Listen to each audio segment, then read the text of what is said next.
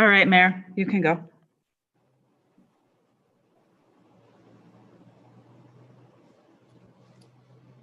Mayor?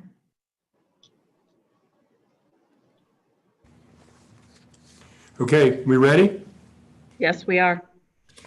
All right, I want to welcome everybody to our September 14th Des Moines City Council meeting. Prior to our council meeting this evening, we're going to have a quick proclamation about Welcoming Week. And Welcoming Week throughout the nation this week, communities are bringing together immigrants and those born within their countries in a spirit of unity to build strong connections across their communities and affirm the benefits of welcoming everyone. And whereas Des Moines is home to people of all backgrounds, including those who were not born in the United States, but now called Des Moines home, new residents are a vital part of our community, along with our longtime residents.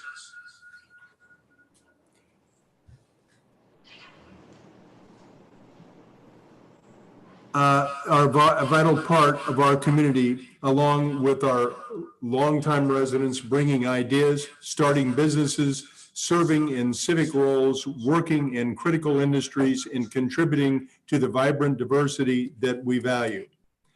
And whereas to capitalize on diversity as an asset, Des Moines must strive to create a culture and policies that ensure everyone can belong and thrive, which includes addressing disparities, countering hate, understanding history, and helping neighbors come together.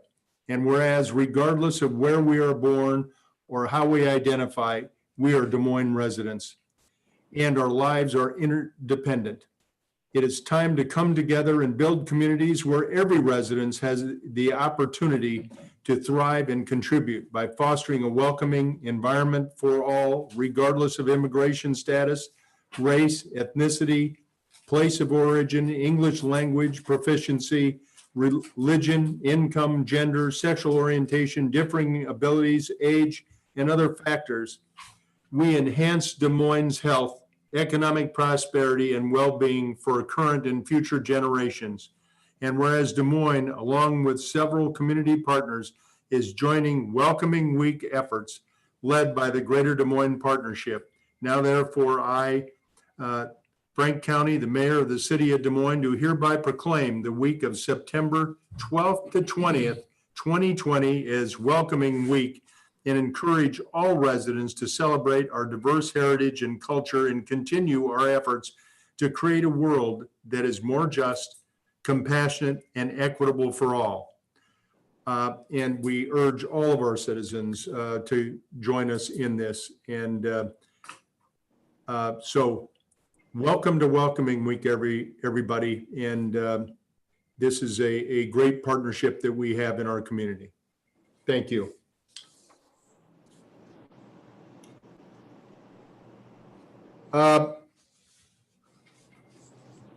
Let's call our Des Moines City Council meeting for September 14th to order. This is Welcoming Week, and let's begin this by having the clerk call roll, please. County? Here. Boson? Here. Voss? Here. Gray? Here. Westergaard? Here. Mandelbaum? Here. Gatto? Here. Your Honor, we have a quorum. Item 2 is approving the agenda as presented and or as amended. I'll quickly say that on the consent agenda, items 3 through 71, 5 is amended and adds a new application for Hazel Smoke and Vape. 26I was added. Its appointment by the mayor to the Access Advisory Board. And item 73 was withdrawn by the city manager to be brought back at a later date. And I understand that there is another change. Council member? Yeah, item 74-2. I think item 74-2A can be moved to the consent agenda. And then B and C can be withdrawn based on the information that the city manager has provided. And rather than speak on it, I'll just post some of my thoughts on my social media later today. All right, thank you. Any other items? Mayor, I'll move item 2, and then can we go back to the Weeks Middle Did you School get Kitty playground? down? I don't see her on here.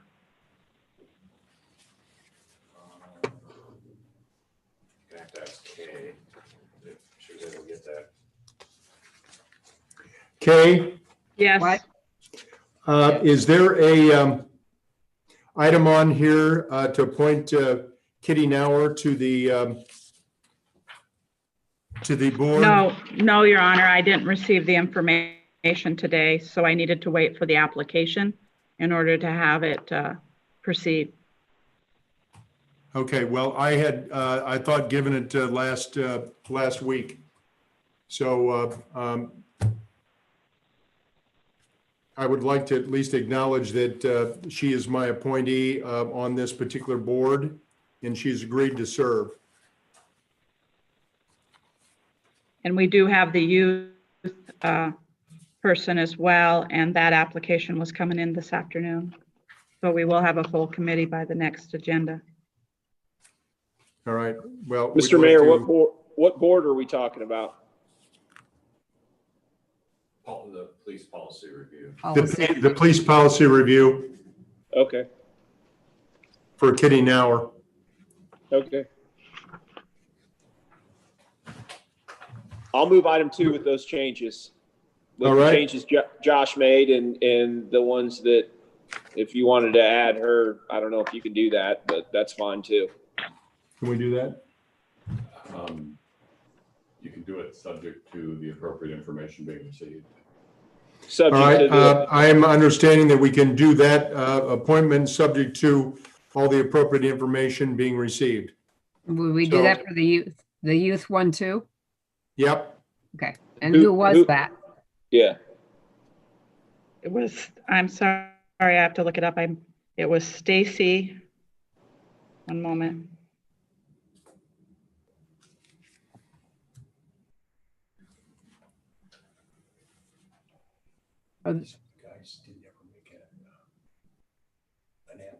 Whose appointee is the youth? Is that It one is. of ours? The Civil and Human Rights. Okay.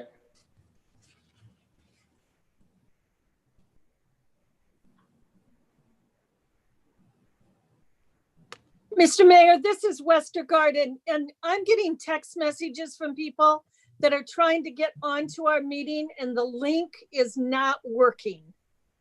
I have 101 people on here, so the link should be working.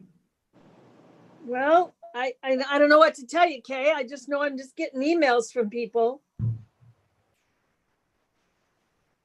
They may have got on before we started the meeting or tried to get on before we started the meeting. That's all I can answer, but there's 104 on here now and it keeps growing. all right, so I believe the name is Stacy Berry Okay. for the youth. All right, Joe, with those, is that your motion? Yes, I'd like to include both of those with the appropriate applications put in and with Josh's changes, and I will move item 2, please.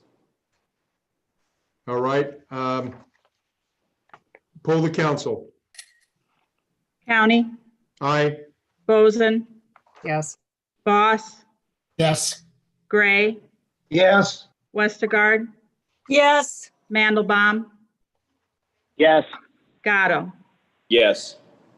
Your Honor, that's 7 yes, motion carries. all right, item three is approving the consent agenda tonight. Those are items 3 through 71. And for those listening in, these are generally routine items and are enacted by one roll call vote without separate discussion unless the council requests an item to be removed to be considered separately.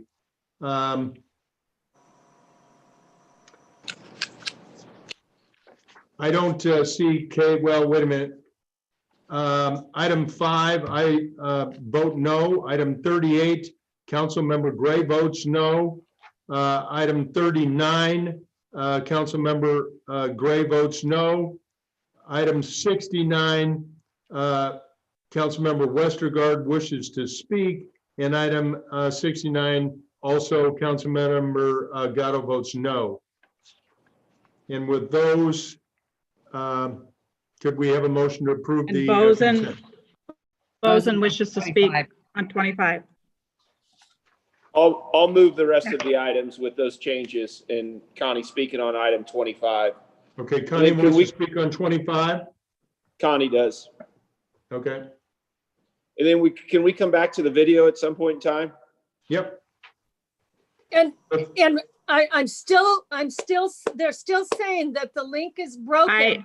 Is I there can't any fix- way? Linda, they're working on it right now. That's all I can tell you. I have to run the meeting, so IT is working on it. Okay, Kay, but can we, if people are Yes. listening, can we tell them that they can go and add Zoom on there and then enter the ID number? There is a way to get in.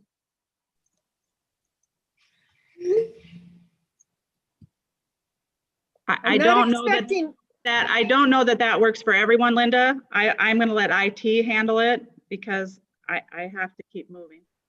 But I will let them, and I will let them know as soon as they give me verification. I will interrupt and give that information.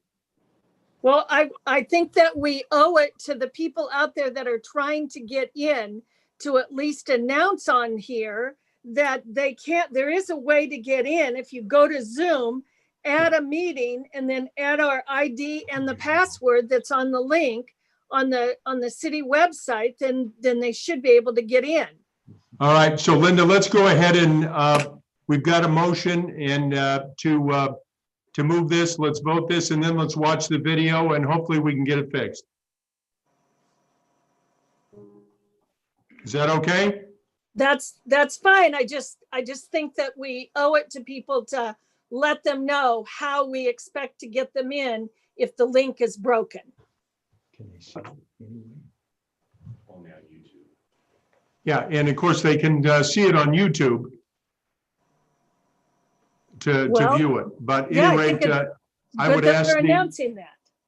I'm sorry? I think that's good that we're announcing that. At least we're letting people know. Right. So they can view it on YouTube and we'll see. We've got 100 and some on the Zoom meeting and but for those that would like to watch, you can watch on YouTube, Des Moines City Council. We have a motion to move the consent agenda.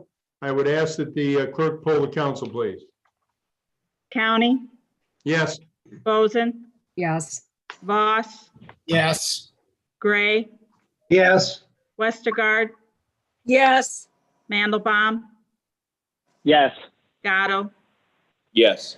Your Honor, that's 7 yes, motion carries. All right, let's take a moment right now. We've got some great work that's being done, I think in partnership with the school district on the Weeks Middle School playground. And I'd like to have Ben Page and Parks Department quickly turn it over to you guys and let's watch the video of this build.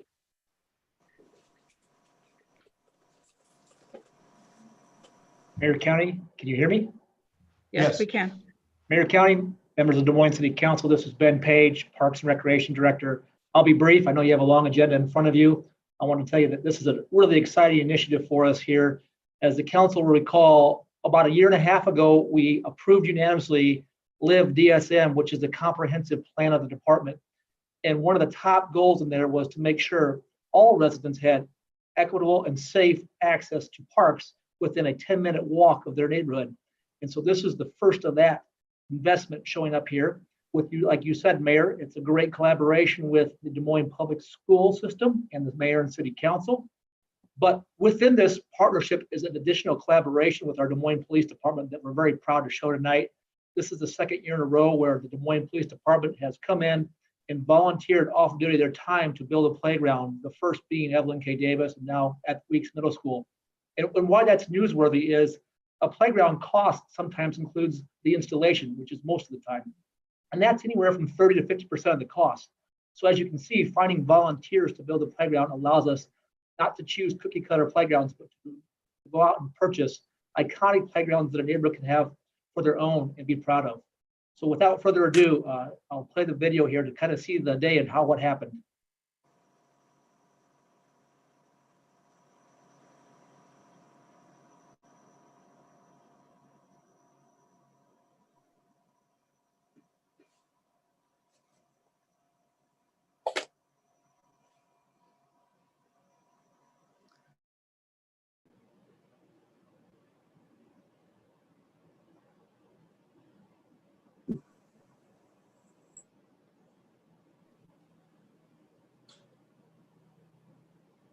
Should be sound with the video.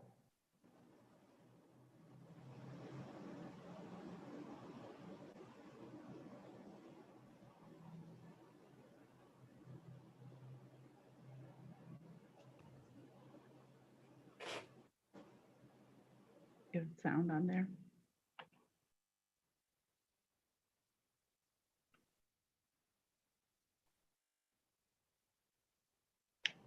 No? Laura?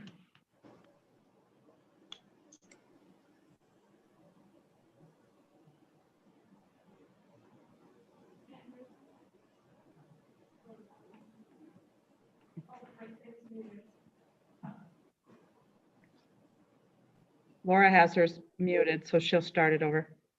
Oh, you just play it from here. There'll be an interview at the end. It's so if just you wanna play it music. here, that's fine. Okay. Thank you.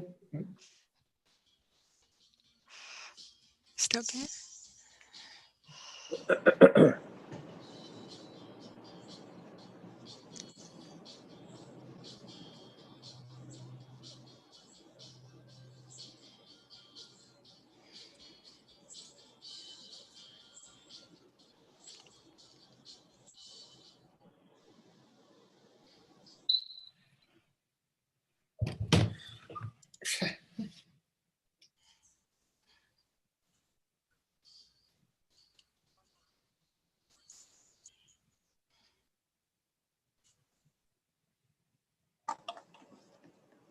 Okay, it's all right. We can't hear the comments.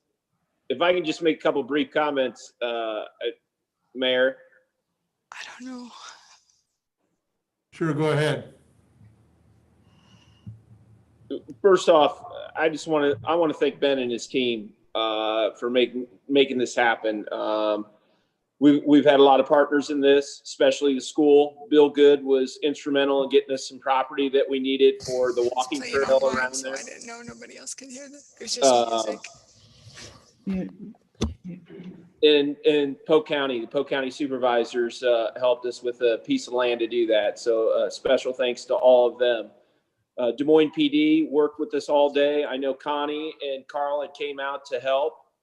It was amazing to roll our sleeves up and be able to put together this. This is an amazing thing for this area. It's well overdue, and I'm glad that to be a part of it. I'm glad that we were able to get it completed, and be happy to see it open and see kids playing in it and seeing people walk around the trail that we've got out back, and then redoing the soccer fields that are going to be back there, and just getting the full use of what it needs to be done. So thank you to everybody for participating in this, and especially Ben for putting together all the pieces. Yeah, Joe, I just want to, having been there, to see the complexity of this playground and how it came together. It was not easy. So I want to thank everybody in the police department who came out, and for Ben and his staff who helped try to guide people like me on putting things together.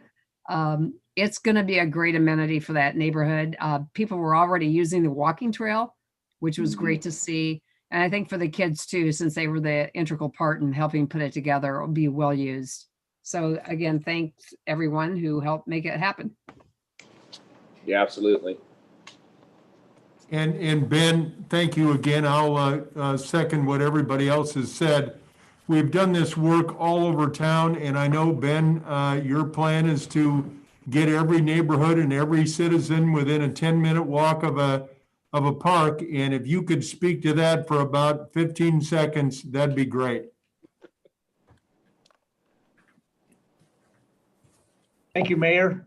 What we're doing now with mayors across the nation, as we've signed on to the Trust for Public Lands goal of making sure all of our residents in Des Moines have equal and equitable access to parks.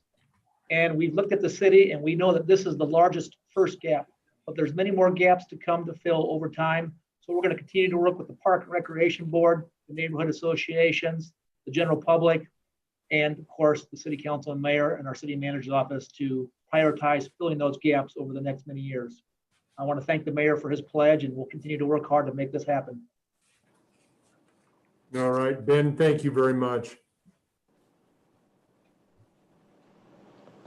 Kate, let's go ahead and move forward. And for those of you watching either on YouTube, City of Des Moines Live, or if you want to try to join, it's zoom.us/join and select join a meeting, and your meeting ID is 923-0229-2322. Scott, do we think we have it going? I just did that. Yep. So for those of you that were somewhat frustrated early on, we believe that we have it repaired at this moment. So with that, let's go ahead and move forward. Connie, I think you've got the first item to quickly speak on. This is a board commission neighborhoods, a recertification of recognized neighborhoods for 2021. This is council communication number 20-382. Connie, it's your item. I just wanted to bring up, I think if we could get the criteria too that we use to do recertification, and it brings up a concern too of mine for all the neighborhoods with being this, with a COVID year, with being off. I just want to make sure we maybe look as a council on how we can or kind of help support and what we can put in place. So we'll be keeping everybody current with their bylaws and their elections and things like that, and what we can do to help strengthen all of our neighborhoods. Because with this kind of timeout that a lot of them are having, I think they're gonna need that support. So I just wanted to bring that up. And with that, I'll move number 25. All right, the item has been moved. Would you poll the council, please?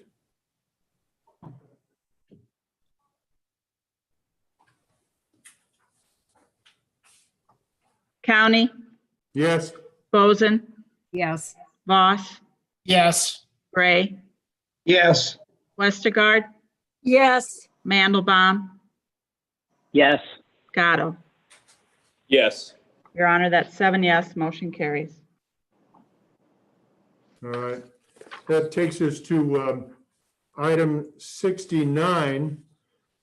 Item 69 is amending chapter 26 by adding and enacting a new section 26-909 relating to energy and water use benchmarking civil penalties. Linda, this is your item. Yes, I wanted to pull this off so we could have further discussion. We've had 2 readings on it without much discussion. I think it's time that we do have a discussion about this. I'm very concerned. I know that one of the questions that one of the council members asked was, the sustainability. I'm looking at an email that was sent out to one of the members that said, I would strongly advise against opting to pay the fee. You will eventually need services from the city, whether it be a permit or something else, which likely then would not be granted. I'd like an explanation about why somebody in the sustainability department can make that decision when it was never discussed with council. I remember when this was put in place, it was an optional ordinance that a business owner could decide to do or not do. If they didn't do it, they would pay the fine. Now we want to add civil penalties on it. I think the message there is that we don't want you in Des Moines. And I think that is the wrong message that we need to be sending. I know that several of us have gotten emails from different groups talking about all the reasons why this doesn't work. And one of the last emails, the person that we were told that the city could help a business owner, and I don't think that is really happening. I've got an email that I'm looking at where they said, it's not, their help is non-existent. Another company that we said would help do it does not do that kind of business. So we've just got lots of issues with this ordinance. And I would just ask that we hold off on passing this at the third reading until we can get it right. And, a building owner, and this is really targeted for apartment people, and it's costing them a lot of money. I think we're going to hear from a couple of apartment owners. I hope they're able to get on that will tell you all the reasons why it doesn't work. So that's why I pulled it. And I would just like to have further discussion from people out in the audience.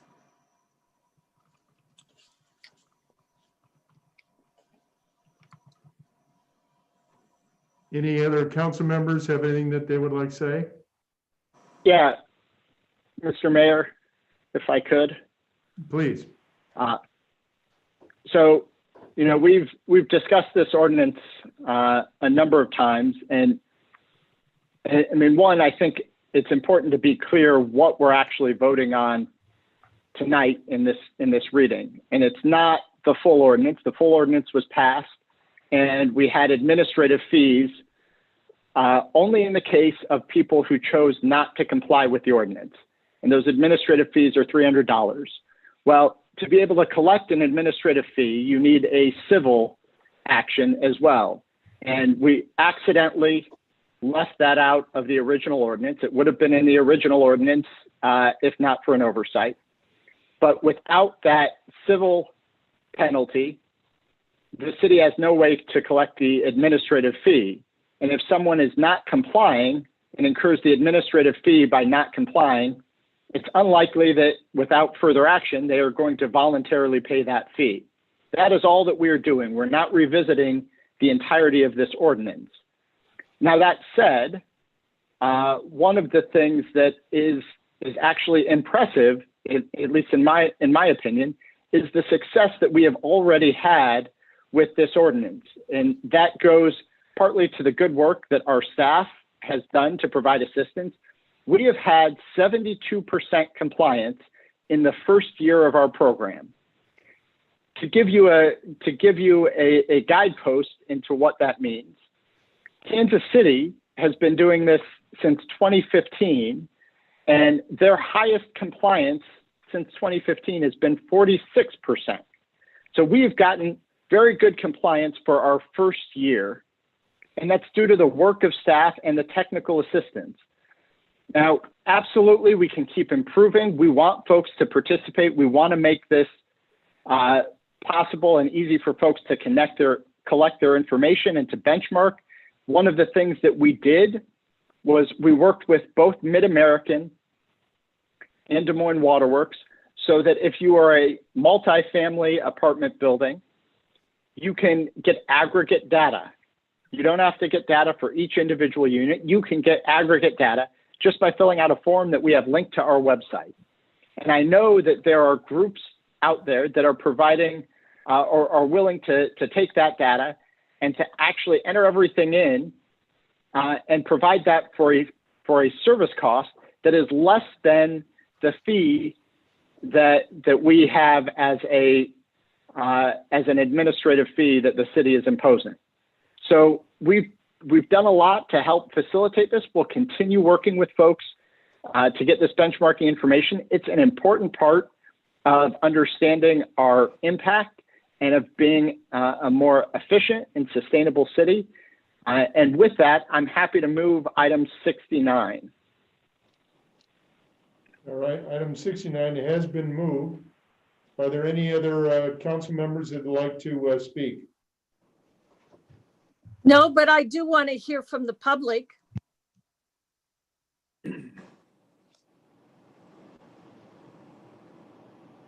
I think we need to hear from those who actually are impacted by this.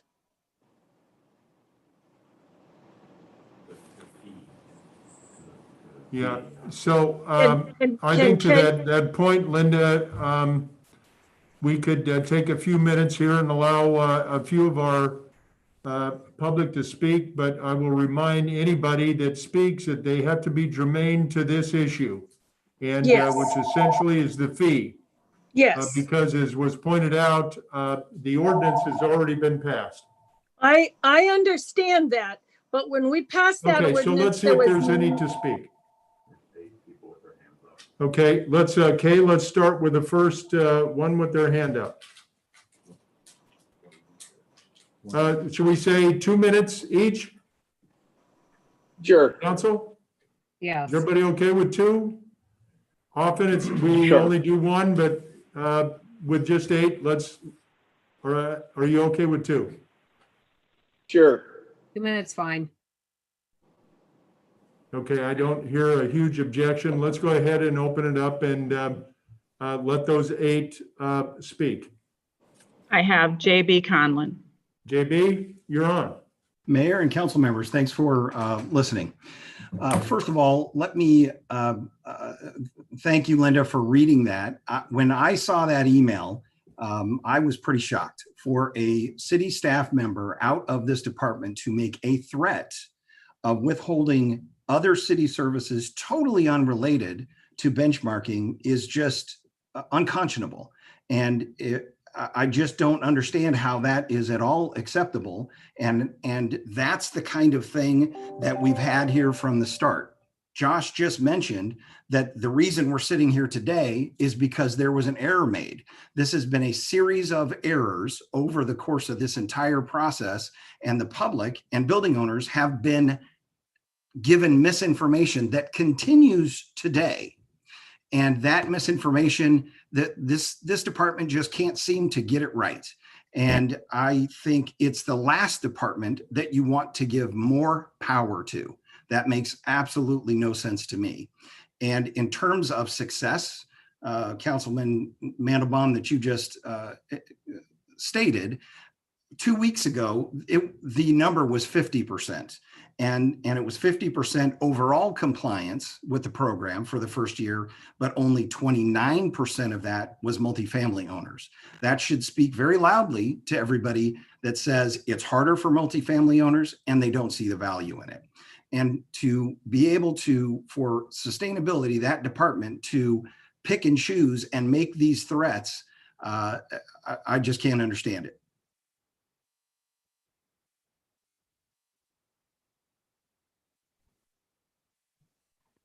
All right, JB, we've got 7 more. Let's go ahead and get the next one.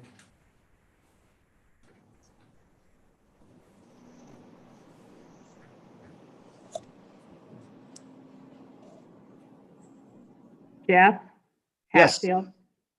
Mayor, County, members of the council, Jeff Hatfield. I am president of Building Owners and Managers Association of Iowa this year. We have 170 members.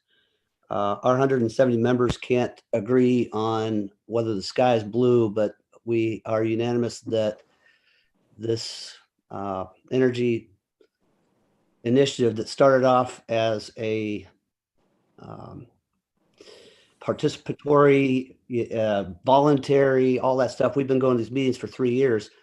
And you've asked Mayor to stay to the fines, so we'll start there.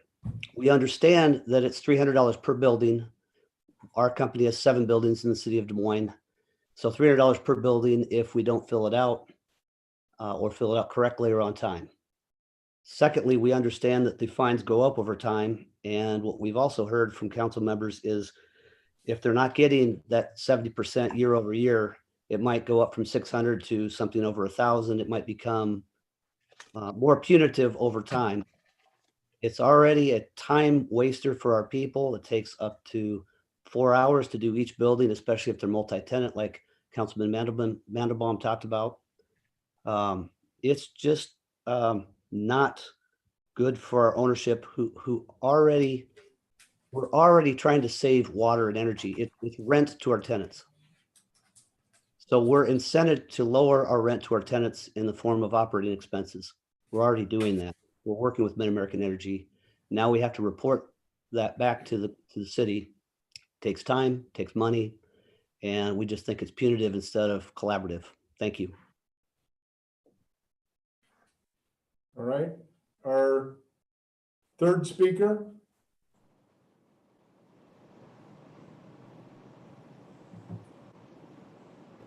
Payton?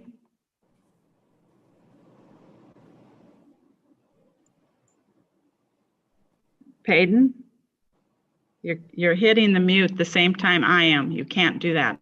I'll let me unmute you. Now hit yours. Okay, you should be good. Yep. Okay. So I think that this is a good thing. I think we should be more worried about saving the environment, which these benchmarking policies would do, than we should be about the landlords or the apartment owners, as Westergaard wanted to call them. Obviously, we've seen like literally the country is on fire right now, so maybe we should be worried and doing something about that.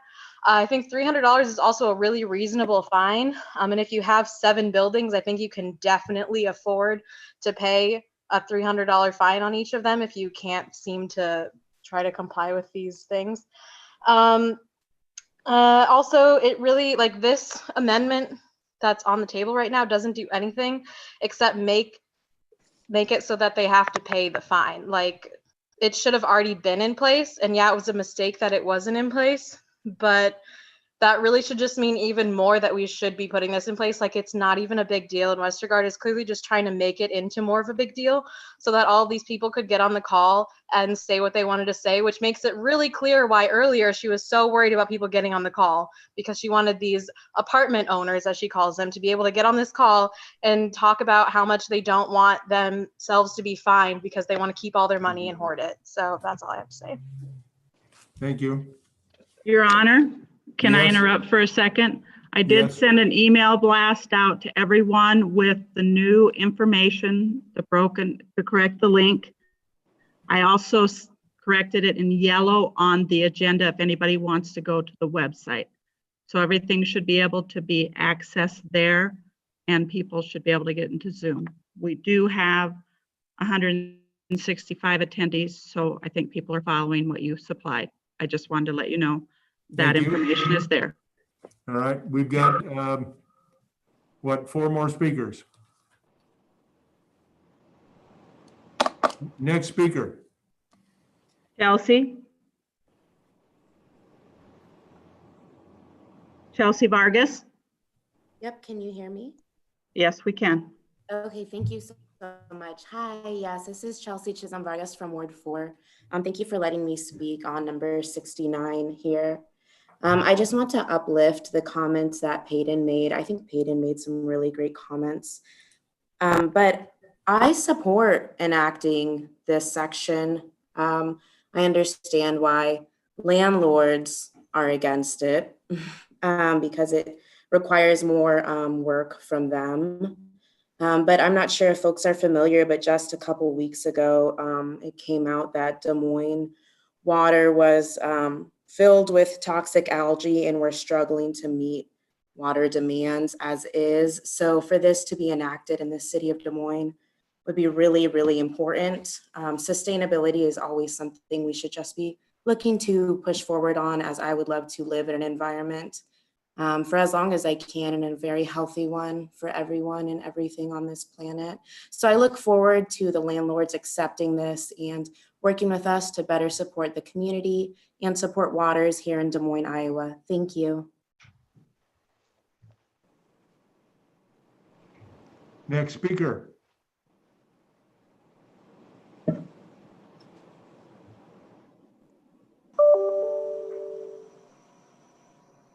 Hello. Indira? Hi, can you hear me? Yes.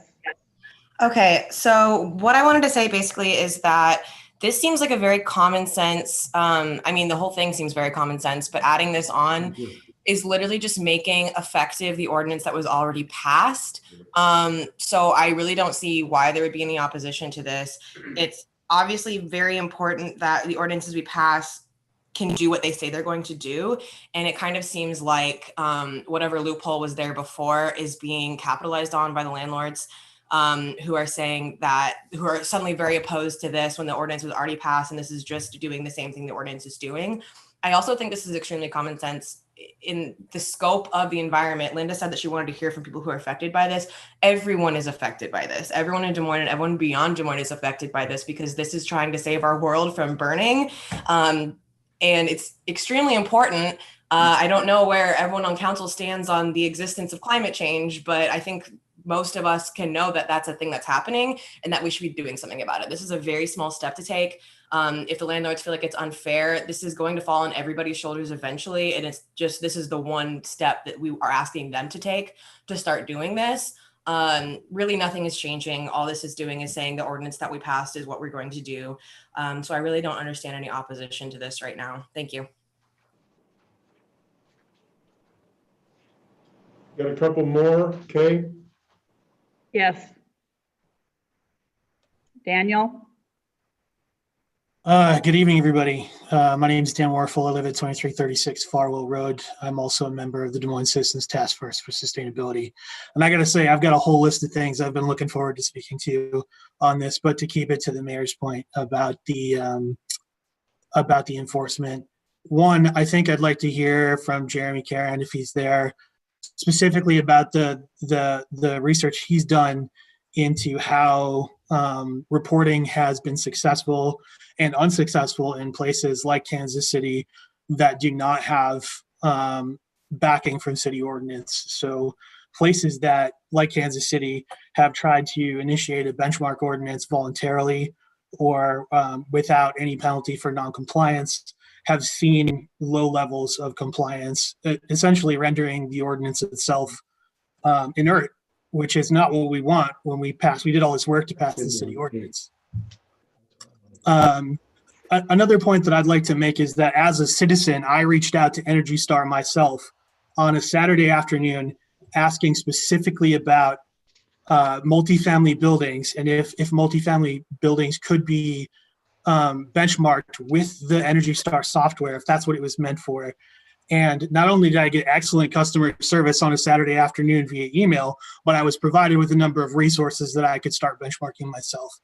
So I don't think that access to resources has been that much of an issue here. Not to mention, I know that Jeremy's been working really hard to reach out to property owners and to provide the resources that we can provide so that these folks can be successful. And that's what we want to see. We want to see building owners be successful. And, you know, I think it was 71 or 72%, Josh said, that's impressive. That's really impressive.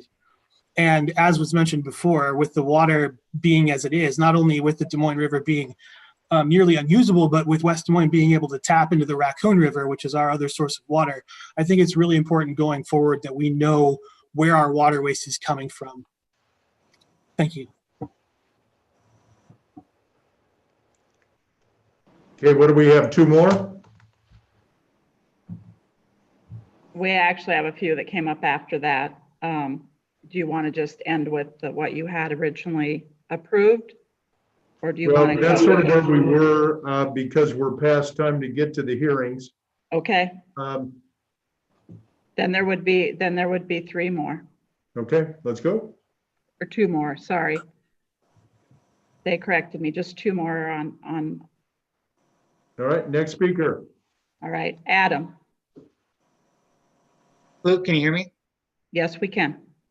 Hello, my name is Adam, and I live downtown Des Moines. I actually live in the apartments, so I want to speak as someone who lives in an apartment and say that I support this. I will be affected by it, and I support this. And if landlords, it's usually straightforward to me that if landlords want to own land within a community and want to use city services, they should obviously have to meet guidelines set by the city. I understand that they don't want to pay fines, but it's still disappointing to hear that people that own land of the city and own these buildings don't feel like they should have to meet guidelines, that they should just be able to ignore them. Yeah, that's all I have to say. Thank you for your time. Thank you. One more. All right, next speaker.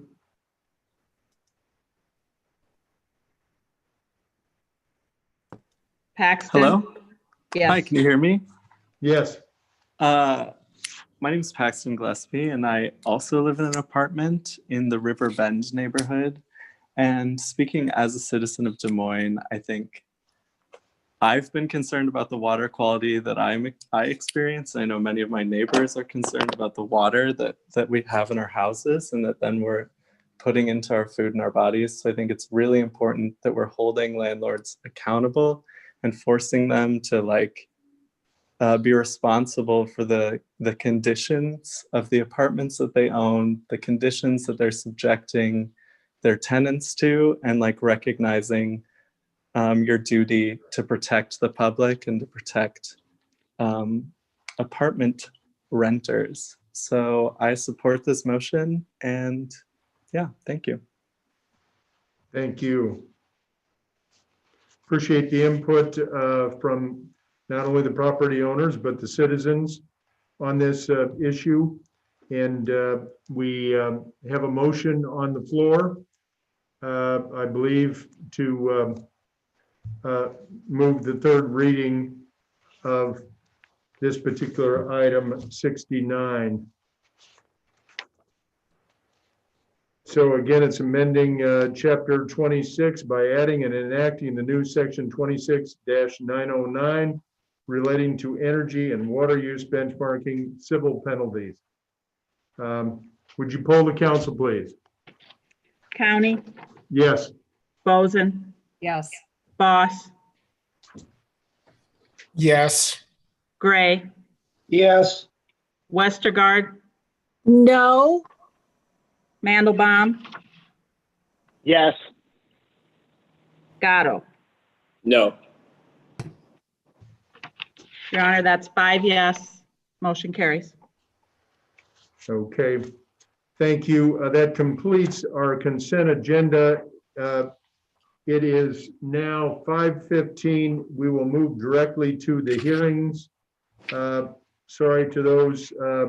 We had to finish that item. We are scheduled usually to start our hearings at 5 o'clock.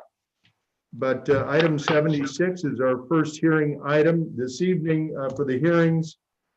We have 5 zoning items and a landmark hearing, and then there are several other hearing items. For the zoning items, we will hear from the parties in interest first, and then the general public. The parties in interest include only the applicant for the rezoning and those persons living within 250 feet of the property to be rezoned to whom the city has sent the notices.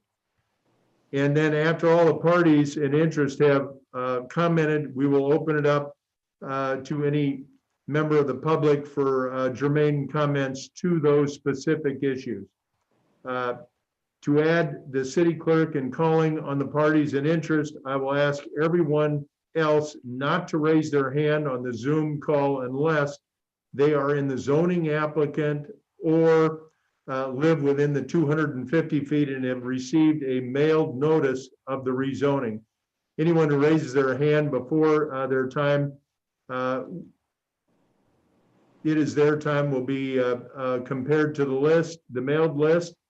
And if you're not on the list, will be considered disruptive and will not be recognized for the remainder of the meeting. So please, we ask, wait until I call on the general public, or you will not be called on for the remainder of this meeting. For those members of the general public who wait to raise their hands, they will be called on for up to 15 minutes of total germane public comment at 2 minutes per person. For the landmark hearing, the hearing is designed to allow the property owner to speak concerning the landmark designation. The owner or the owner's representative will have an opportunity to speak for up to 5 minutes concerning that topic, and the public will then be called on and we'll let the public have 10 minutes total for germane comment to that landmark question. At not to exceed 2 minutes per person. And for the vacation hearing and ordinance, and also for the license hearing, these hearings are designed to allow the public to comment concerning the discontinuance of the use of city property and conveyance of property interest. As the city is the property owner, the city representative will have an opportunity to speak for up to 5 minutes concerning that topic. And the public will then be called on for up to 20 minutes of germane comment and not to exceed 2 minutes per person. And for the construction hearing, any interested party may appear and file objections to the proposed plans, specifications, contract, or estimated costs of the public improvement. And those will be the only comments that will be germane and considered as such. These hearings will be limited to 20 minutes of germane comment only, and all other persons will be limited to 15 minutes of germane comments at no more than 2 minutes per person. And apologize to everybody, but again, I think it's important that everybody understands the rules, and we'll get going so that we can get everybody who wishes to comment on this and are eligible to begin. So our first item again is item 76. It's a ask to continue to October 5th of 2020 at 5 p.m. a request from McFadden Holdings LLC. Steve McFadden is the officer to rezone property at 1537 Army Post Road from RX1 mixed use to limited MX3 mixed use to allow the existing property and building to be used for a vehicle cleaning and detailing business, minor use vehicle maintenance and repair. And again, this motion, actually this is to be continued. So the actual vote in the motion will be to continue this to that October 5th meeting. Do we have any council member who would like to speak or move this item? Mr. Mayor, I'll move item 76. All right, item 76 has been moved.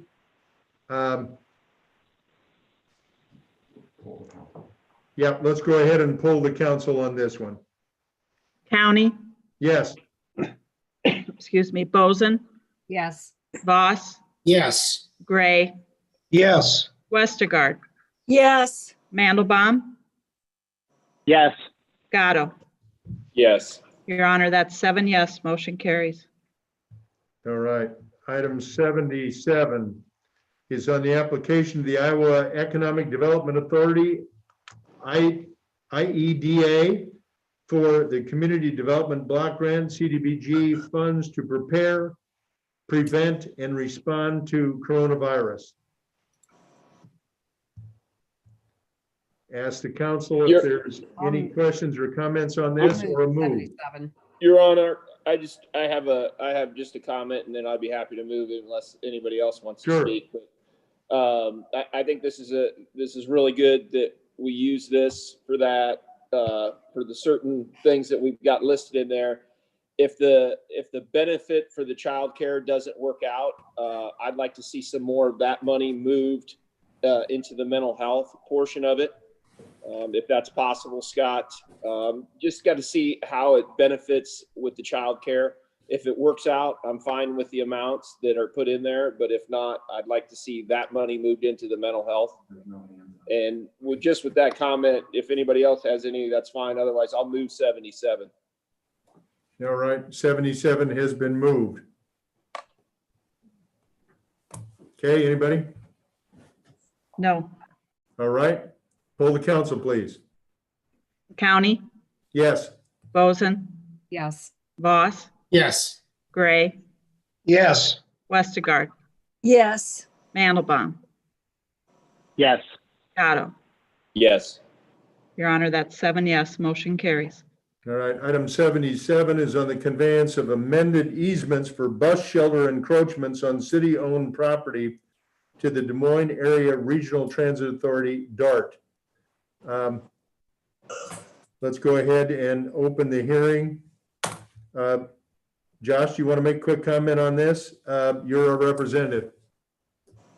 Yeah, well, I mean, DART has been working with the city. I know that the council has placed significant importance on upgrading our transit stops so that we provide additional shelters, particularly in some of our high-use transit stops. This is doing so in a couple of corridor areas. So it's improving our transit access and the amenities with our transit system. And it's just an important step forward to making our system work better for everyone. So with that, I'm happy to move item 78. All right, item 78 has been moved. Okay? Okay, County, Yes. Boson, Yes. Boss, Yes. Gray, Yes. Westergaard, Yes. Mandelbaum, Yes. Gatto. Yes. Your Honor, that's 7 yes, motion carries. All right, item 79 is on a vacation of a segment of the Urbandale Avenue right-of-way and conveyance of an easement for a bus shelter encroachment on city-owned property to the Des Moines Area Regional Transit, DART, for $220. A is the first consideration of this ordinance above. Again,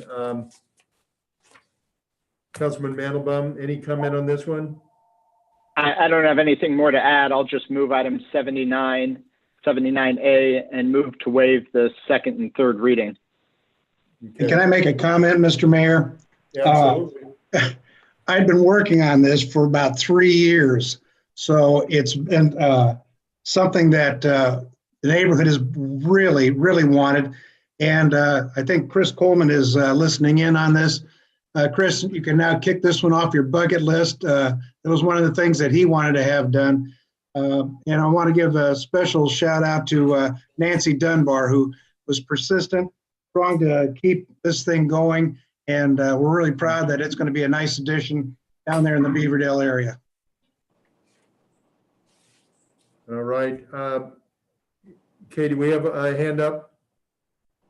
We do, but I don't have them listed. Yeah, we can call on that one if you wish, Your Honor. Okay. Let's let that one individual speak. Kerwin? Yeah. Dobbins? Yes, ma'am. I'm just doing like a point of parliamentary procedure that the last speaker would have been out of order according to your governance. That's all I had to say.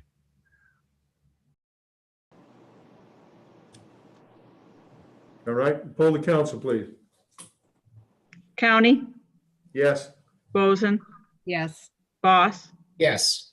Gray? Yes. Westergaard? Yes. Mandelbaum? Yes. Gatto? Yes. Your Honor, that's 7 yes, motion carries.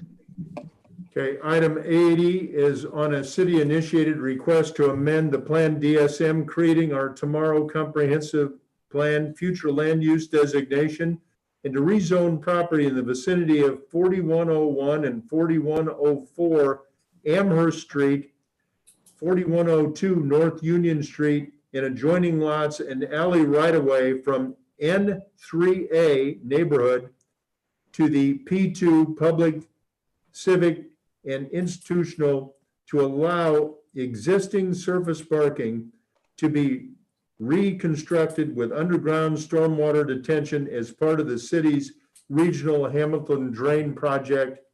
A is the first consideration of the ordinance above. Any council members want to speak on this one? I would like to, this is Westergaard, and I would like to move item 80 and 80A and ask that we waive the second and third reading. All right. Are there any parties of interest? There are no hands up, Your Honor. Okay, let's poll the council.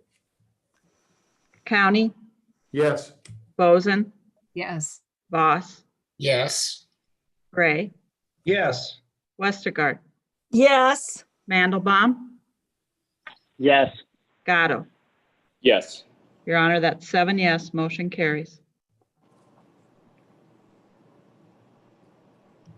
I would All like right. to remind anybody on phone that you have to hit *9 to raise your hand. Okay, Your Honor, sorry for the interruption. Okay.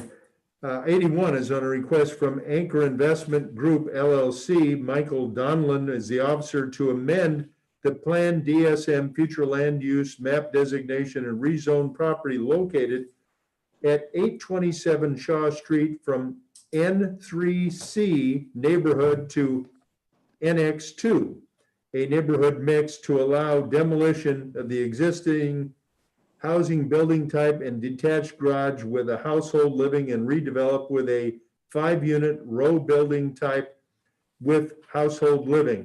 A is the first consideration of the ordinance above, and B is the final consideration of the ordinance above. The waiver is requested by Michael Donlin, the officer, and again requires 6 votes. Any council comment on this one? Mr. Mayor, I'll move 81A and B.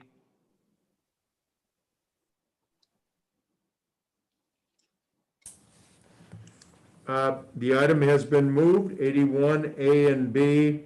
Kay, are there any parties of interest with a hand up?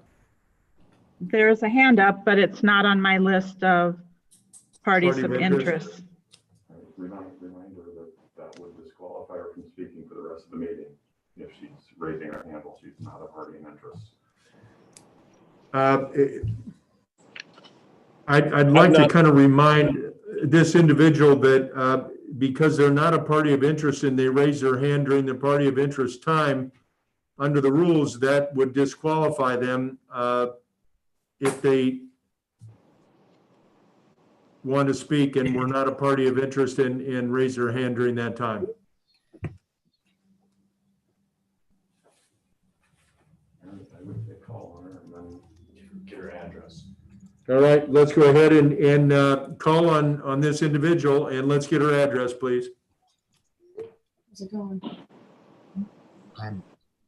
She has an old method of Zoom, and so it would only promote her to panelists if I call on her. So Miranda, if you want to participate, you're going to have to update. Oh, yeah, that's fine. Then she doesn't get it. So do you want me to call on her and move her to panelists for a short time? No, let's go ahead and poll the council, please. County, Yes. Boson, Yes. Boss, Yes. Gray, Yes. Westergaard, Yes. Mandelbaum, Yes. Gatto. Yes. Your Honor, that's 7 yes, motion carries. Okay, item 82, it's on a request from Hamilton's Funeral Home, Sasha Mudleff is the officer to amend the planned DSM future land use map designation and rezone property at 5310, 5314, 5400 Southwest 9th Street from NX1 neighborhood mix to RX1 mixed use to allow the expansion of existing funeral and mortuary service use on the existing property and the development of a surface parking lot on the portion of the property on the north side of Kenyon Avenue. A is the first consideration of the ordinance above, and B is the final consideration of the ordinance above. The waiver is requested from Sasha Mudleff, the officer, and requires 6 votes. Let's go ahead and open it up. And are there any council members wish to speak on this one? I don't need to speak, but I'm happy to move item 82, 82A, and 82B. All right, thank you.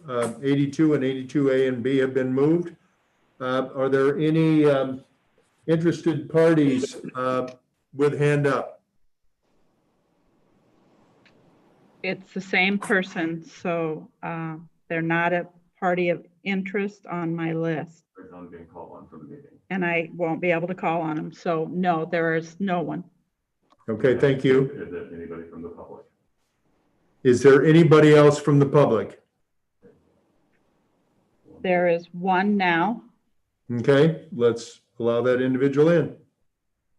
Well, wait, they're not a party of interest, so they. But then the public gets to talk after that. The public gets to talk after that. Oh, It's okay. only if they intercede. Okay, I just want to make sure I'm not out of order, so I can. No, you're call doing on it. fine. 2 minutes. Hi.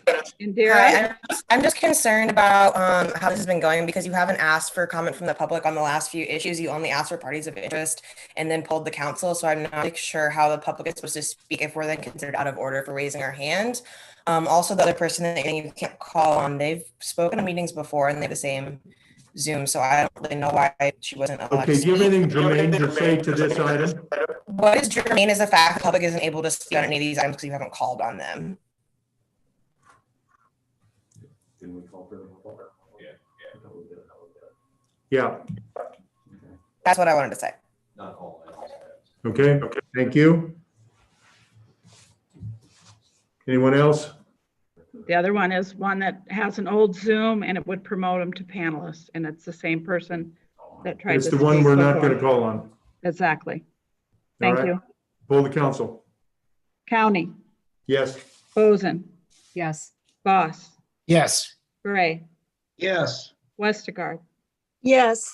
Mandelbaum, Yes. Gatto. Yes.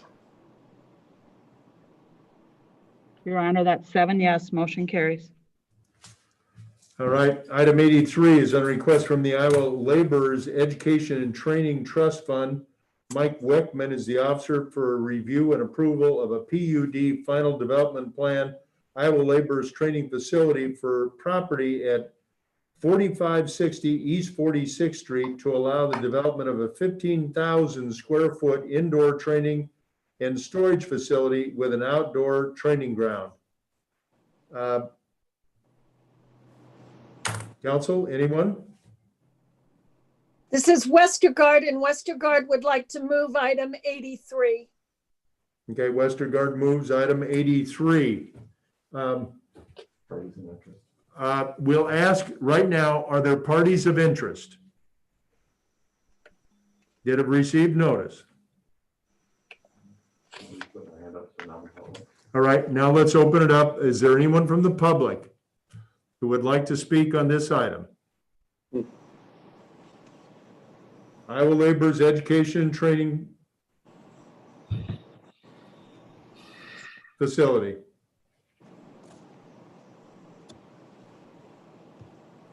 Seeing none, let's poll the council, please. County, Yes. Boson, Yes. Voss, Yes. Gray, Yes. Westergaard, Yes. Mandelbaum, Yes. Gatto. Yes. Your Honor, that's 7 yes, motion carries. Okay, item 84 is on an appeal by Inder Singh of the Plan and Zoning Commission's denial of a type 1 design alternative related to a site plan for 821 East Euclid Avenue for the East Euclid Avenue liquor store. Let that person speak first. All right, is Inder on? Let's let Inder speak first if he would like to.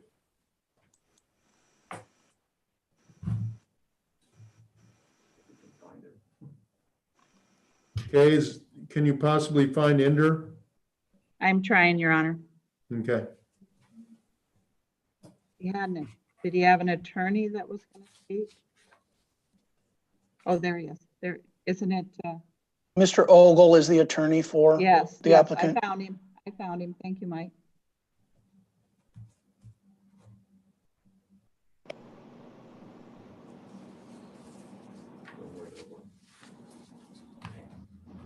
You can unmute yourself now, Mr. Ogle.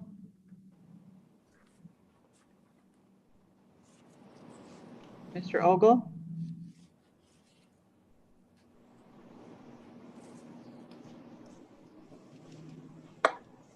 Mr. Ogle?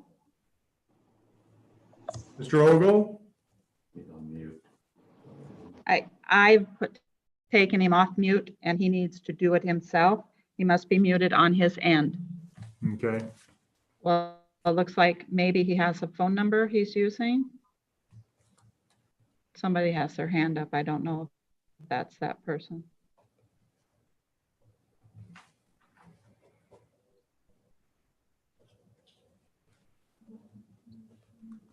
Is this Mr. Ogle? Is this Mr. Ogle? No, this is Miranda. This is the one who we're not going to be.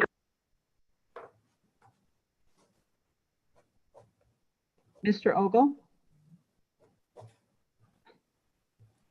So it would be a 240 if he's on his cell number, 515-240. There's a 240. 6848 is his cell number. No. I do not see Mr. Ogle's number, but there he is right there. I know, but he's not answering me. I've Oh. had him, tried to unmute him and he's Gotcha. not answering.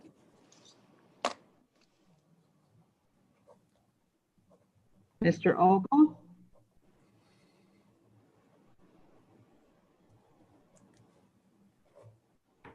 You're on mute, Mr. Ogle. You need to take yourself off mute.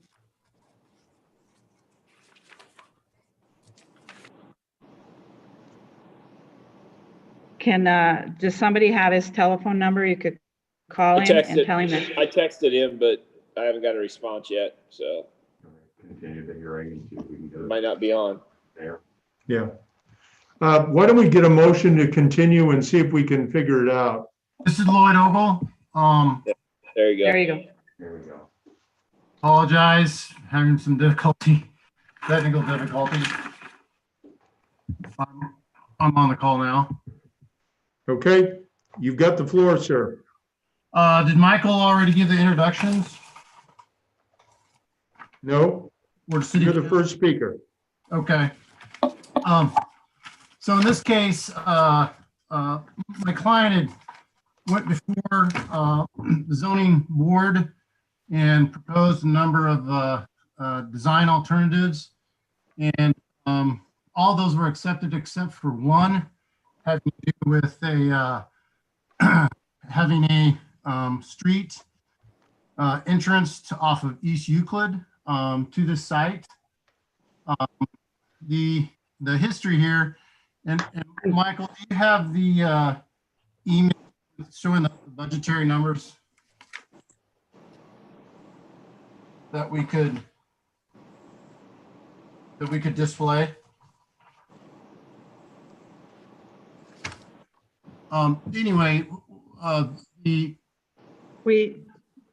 we have the information that was sent to us. Mike, are you wanting that? This Lloyd, I think I'd sent a number of budgetary, three different attachments with budgetary information on this project. Yes. So the history of this is that we went in for a pre-application meeting last year, and at that time, and the minutes do reflect that in the pre-application meeting, we were informed that there's currently 3 entrances to that site, 2 on Euclid and 1 on the side street. And in that pre-application meeting, we were told in the minutes that one of the 2 entrances on Euclid would need to be the expenses closed, and the other entrance would not. Now, we had that. Don't leave it on an email. And attended the zoning board of adjustment meeting to get our CUP prior to purchasing the site because of the kind of investment we're going to put into it. The lot was purchased for $250,000, and prior to all the streetscape requirements, the budget to remodel that building is $455,000. And then you'll see in one of the budget items, we have that all those streetscape changes are going to add over $105,000 worth of additional cost onto this developer. And the other issue is, so my client he's okay, and Ender is on this call, will probably speak as well. We were okay with all those added expenses. It's gonna, again, I think, be a real asset to Euclid, but if you take away all the entrances on Euclid, so it's impossible to access that site from East Euclid, that's going to damage this business. And it gets to a point where all these costs start adding up. It makes it questionable about whether you can even continue with this project. Now, I think the council needs to take into consideration that this is a vacant lot. It's been vacant for a long time. And if there's not any give on some of these design standards, it's a real question whether any developer is going to want to come in and develop that site if they don't have at least one entrance on Euclid. Again, there's originally 3 entrances, and we've agreed to take away one of the 2 entrances off of Euclid. The other problem we'd like to point out, and there's a turning radius exhibit that shows that a fire truck couldn't make the turn to enter that site. We'd also use that to indicate that a lot of the delivery trucks aren't going to be able to access the site either. So they'll either be forced to park on Euclid, or they're going to have to park on that side street to deliver goods for the sort. For that site. You know, it's a gas station at some point in the past, and again, last year when we went through the pre-application meeting, we didn't at that time that entrance would have been allowed. Now, our understanding is what happened is when the city's new zoning went in place in January, that effectively it created all these additional design standards, that streetscape standards and stuff that Ender has to meet. Again, we were okay with all of those except for the one for that entrance off East Euclid. If we'd have known, and again, it was until much later our architects figured it out, but if we'd have known that not submitting our design changes and stuff to the zoning prior to the change in zoning, we would have went in last year and got this approved then. So, you know, again, it's frustrating when you have a developer who's going to go into an area of town that no one else is investing in, and wants to do a significant investment, and you know there is not a program to assist small developers in projects like this. But in this case, you know, our investments cost is going from over $450,000 to over $550,000, and we're going to take away all ability of traffic to enter from East Euclid. It will definitely hurt the business, and it questions whether you know how viable we think it's going to be. That would conclude my remarks. We also have Ender, my client, as well as Michael from Bishop Engineering that are on this call as well, and maybe we would reserve further comments until after the public comment, and I assume we'll give an opportunity to speak again before council votes on this.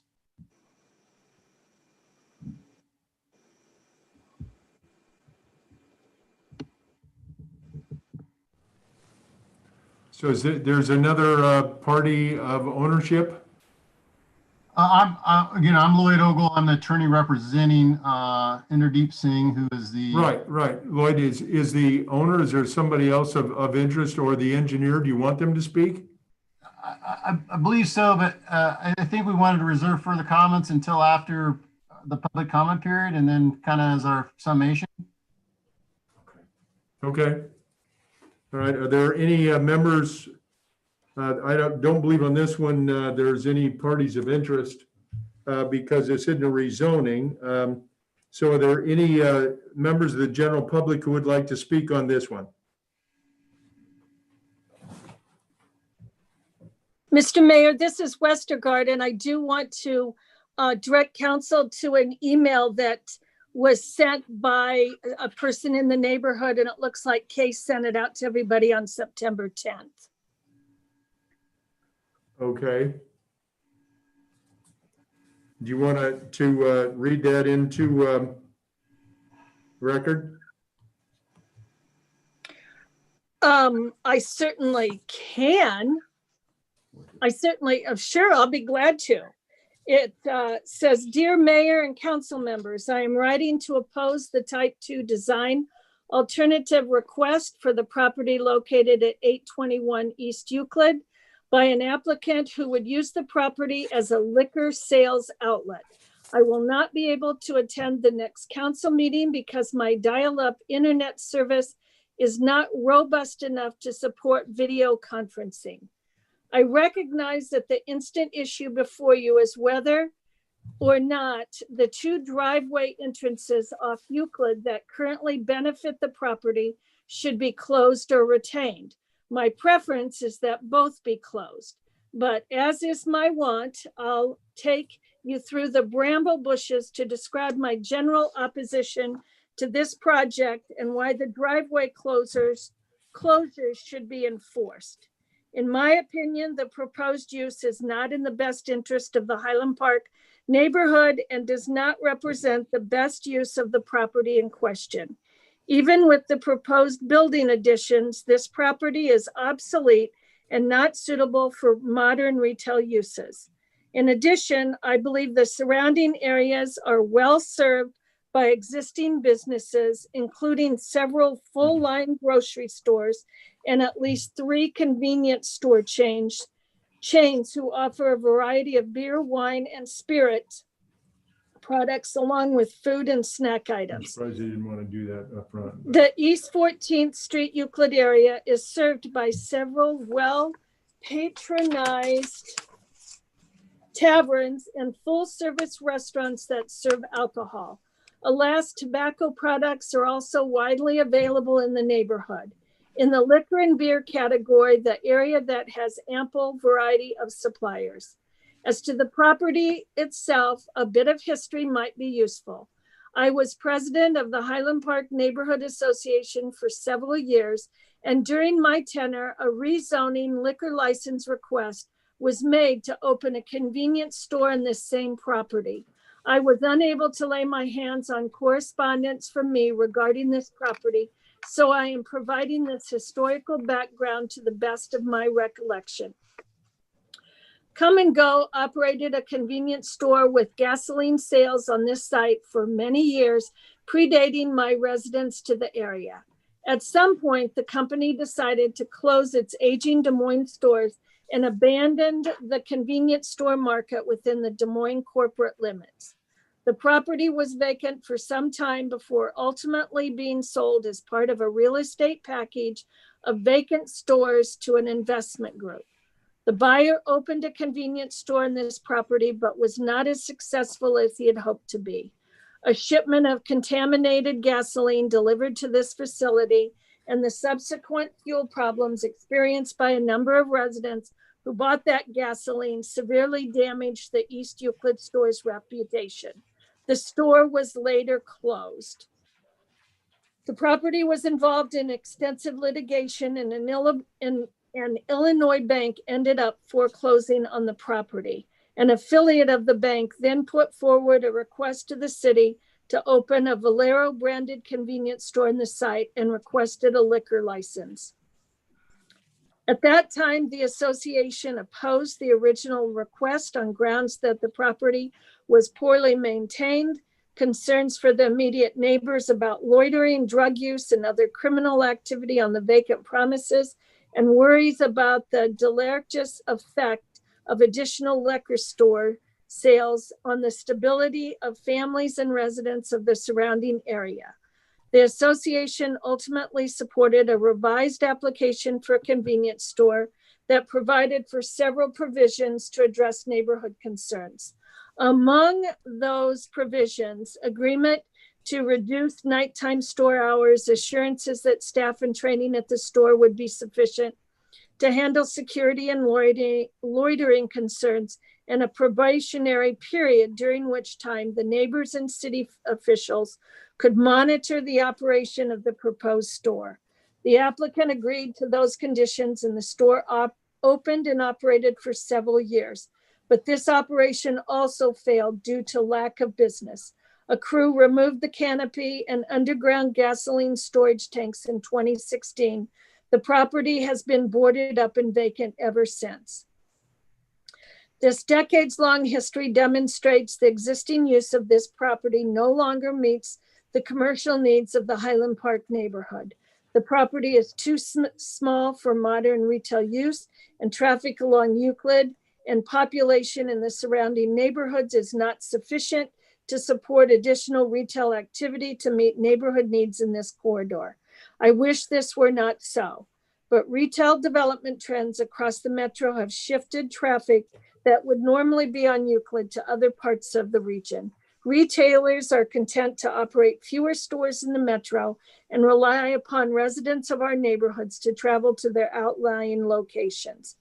Meanwhile, obsolete and rapidly deteriorating retail structures linger along our commercial corridors. In my opinion, these sites seem to attract undercapitalized or ill-prepared operators We're to gonna put over $400,000 in this deal.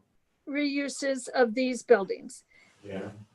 In my opinion, the best use of this property is demolition of the existing structure to be replaced by a small apartment building facing Wright Street. And this was submitted by the resident at 2913 Oxford Street. And he's saying, please deny the applicant's appeal request. At the same time, I urge you to begin work at the city level, along with interested private and nonprofit entities to gain control of this property. And I believe everybody had received that.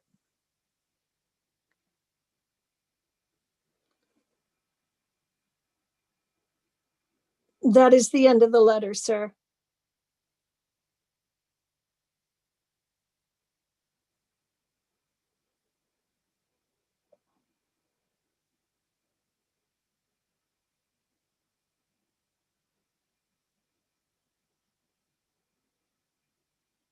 Okay, are we still on?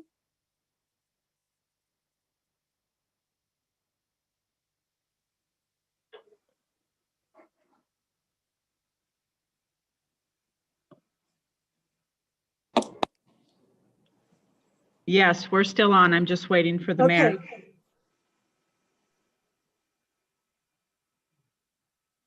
Okay, can you hear me? Yes, now I can. Okay. For some reason, I had a little mic problem there for a second. Mike Ludwig, can we get him on? Yes, he is on and he's a panelist, so he's supposed to give a brief.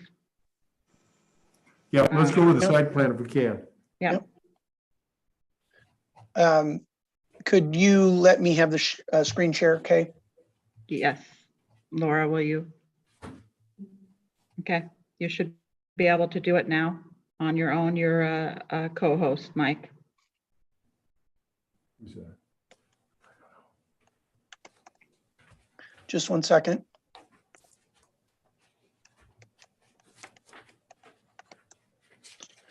So Mayor and members of the council, Michael Ludwig, Planning Administrator for the City of Des Moines. The site plan in front of you shows the site in question 821 East Euclid. This crosshatched area is the existing building on the site. It's about a 1,557 square foot building. They are proposing 2,117 square foot addition to the building in 4 different locations. And so the applicant, this expansion of a storefront building in an MX3 district would enable the change of use from a convenience store that was on the site to a liquor store. The Board of Adjustment has approved the conditional use permit for the liquor store on the site. That happened on May 27th of 2020. And as was stated, the applicant is appealing the Plan and Zoning Commission's decision. In the letter, that decision was July 2nd of 2020. In their appeal letter, they stated that they were only appealing the driveway access.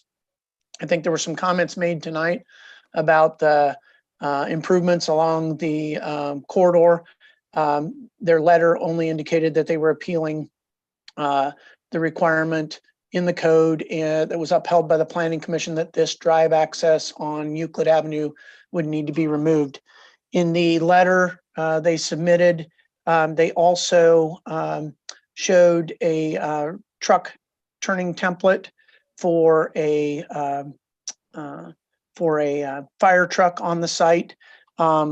Staff did contact our fire department, and the fire marshal has indicated that the fire department would not use the parking lot to access or fight a fire on the property. They would either park on East Euclid Avenue or on Wright Street to fight a fire on the property. So the parking lot circulation is not an issue for fire truck access.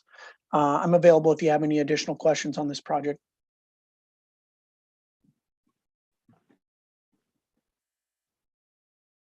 Thanks, Mike. Anybody else have a hand up or any questions? Kay? I have one hand up. I'm not sure who the person is, but I can call on him. It's Okay, a go phone ahead. number. Go ahead.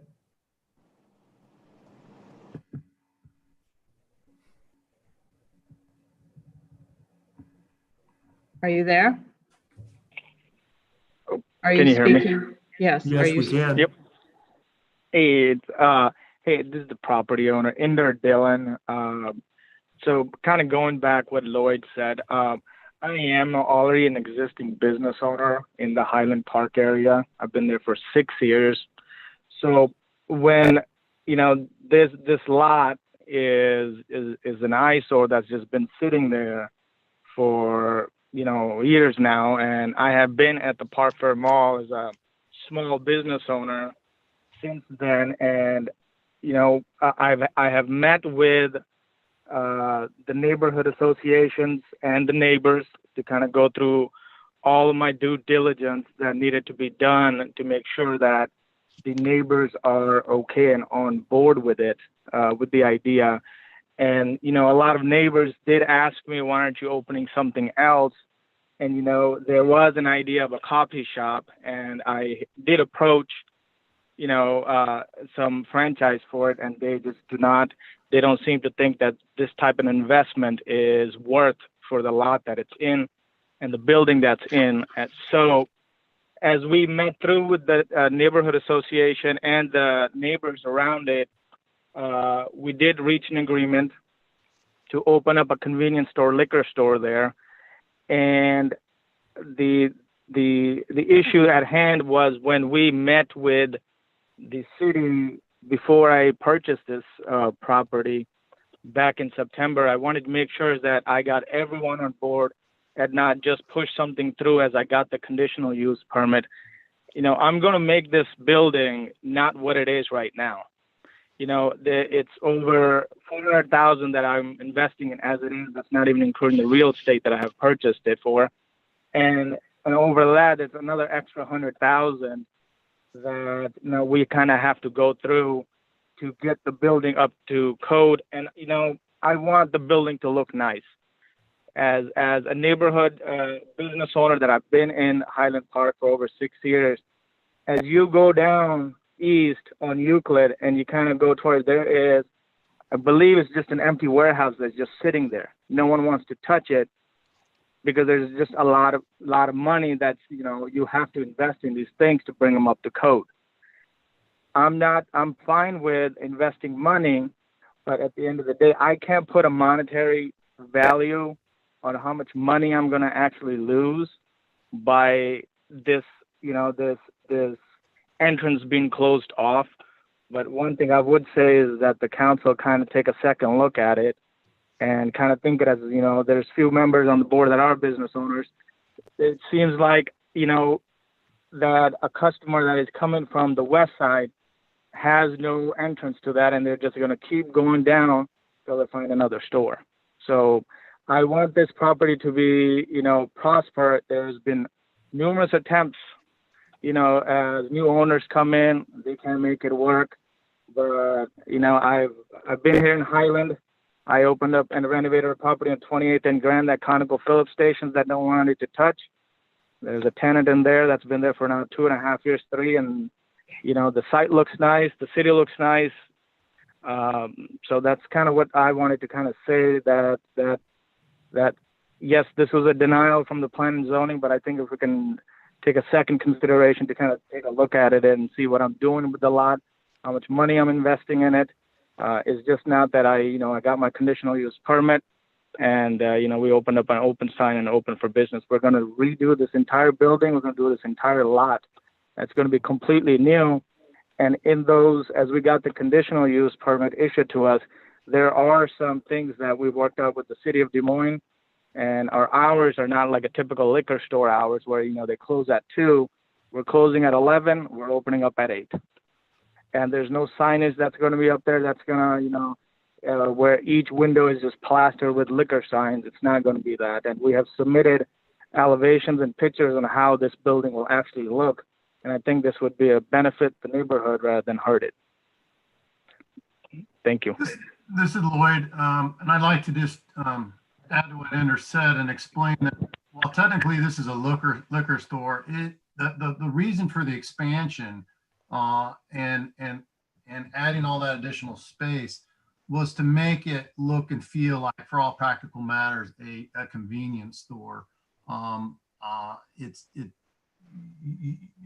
It will be a convenience store that also sells liquor, but technically it's a liquor store under the classification scheme. But it's designed to be a real attraction. And I don't know if Michael, that last exhibit you showed that showed the square footage. I think if you click farther down on there, there's maybe some imagery that shows the exterior, what it's going to look like. It's going to be a first class business, and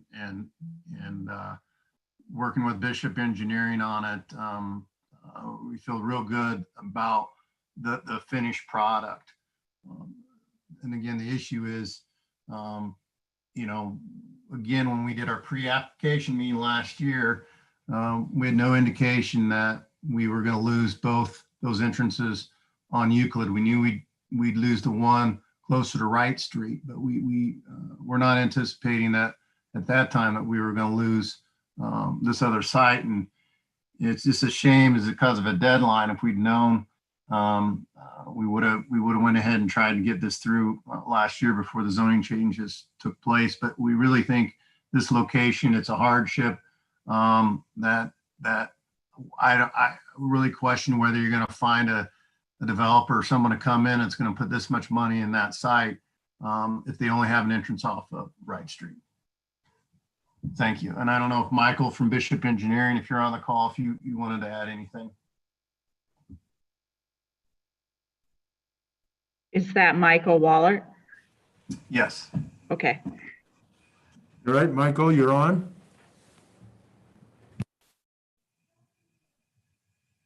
Can you hear me? Yes. Okay, Yes. Thank you. This is Michael Whaler with Bishop Engineering, 3501 104th Street in Urbandale. A couple things to add with the fire truck apparatus concept plan that we sent in, of course, using the Des Moines fire truck specification that was supplied to us. This also is a pretty good indication of how delivery trucks will be for their wheelbase, their axle spread, those types of things. So larger delivery trucks are really only going to be able to access this parking lot through a drive maneuver of north on Wright Street and into the site. And that is if the approach off East Euclid was eliminated. Furthermore, we have spent a fair amount of money, or we will spend a fair amount of money on the trash enclosure. And that trash enclosure does face East Euclid. All the faces and architectural components of that satisfy city staff and city ordinances. However, the loading of that is quite difficult without having a driveway approach off Euclid. Furthermore, if that was eliminated, we would create a hammerhead approach there. And that hammerhead approach would be curb and gutter. And the west side of this property, all of the west side, you can pretty much split this property down the middle, as it is today, does feed stormwater into East Euclid and that public stormwater system. The west, or excuse me, the west side feeds Euclid, the east side feeds Wright Street. So if we were to curb and gutter the East Euclid approach, we would have to put stormwater intake structures there, pipe them through the right of way, which is already a pretty busy right of way, and then get them into the back of curb structures along East Euclid. So that's quite a great cost. We do need to have the water move as it moves today, as to not burden any of the other infrastructure along the right or East Euclid.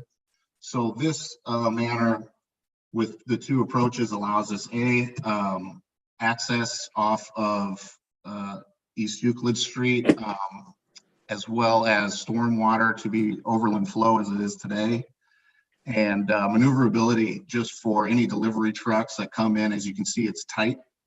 And so parking, we have head-in parking to the building, and any delivery truck, of course, will be blocking said parking. So there's no way around it. However, if we do have the approach, they are at least able to maneuver on the west side to get out of the way of parking and be able to not make a backup maneuver into Wright Street in order to get out of the property. So those are kind of some of the civil items that are at stake here. And I will point out too that we're trying to put a DART station in, so we're trying to facilitate the public in that manner. DART indicated they wanted a canopied stop there, so we have easement and also a pad that we would put in for DART, along with all the appropriate rehabilitation of the sidewalks and of course an ADA public access. So we think we're doing what we can is from the civil aspect. We think this is our best way to design this site. So thank you.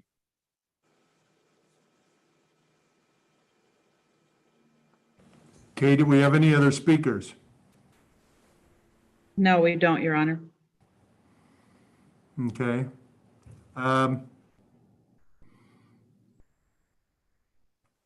Did this item get moved, Linda? No, it has not been moved yet. And I would like to make some comments, if I may. Yeah, please. I'm going to make the motion to for alternative A, which is to deny the proposed type A design alternative. I hope that we don't allow this business owner to make changes from what plan and zoning had approved. And the question is not about a liquor store, because he's already been approved to be a liquor store. But I just have to share with my council members some of the history.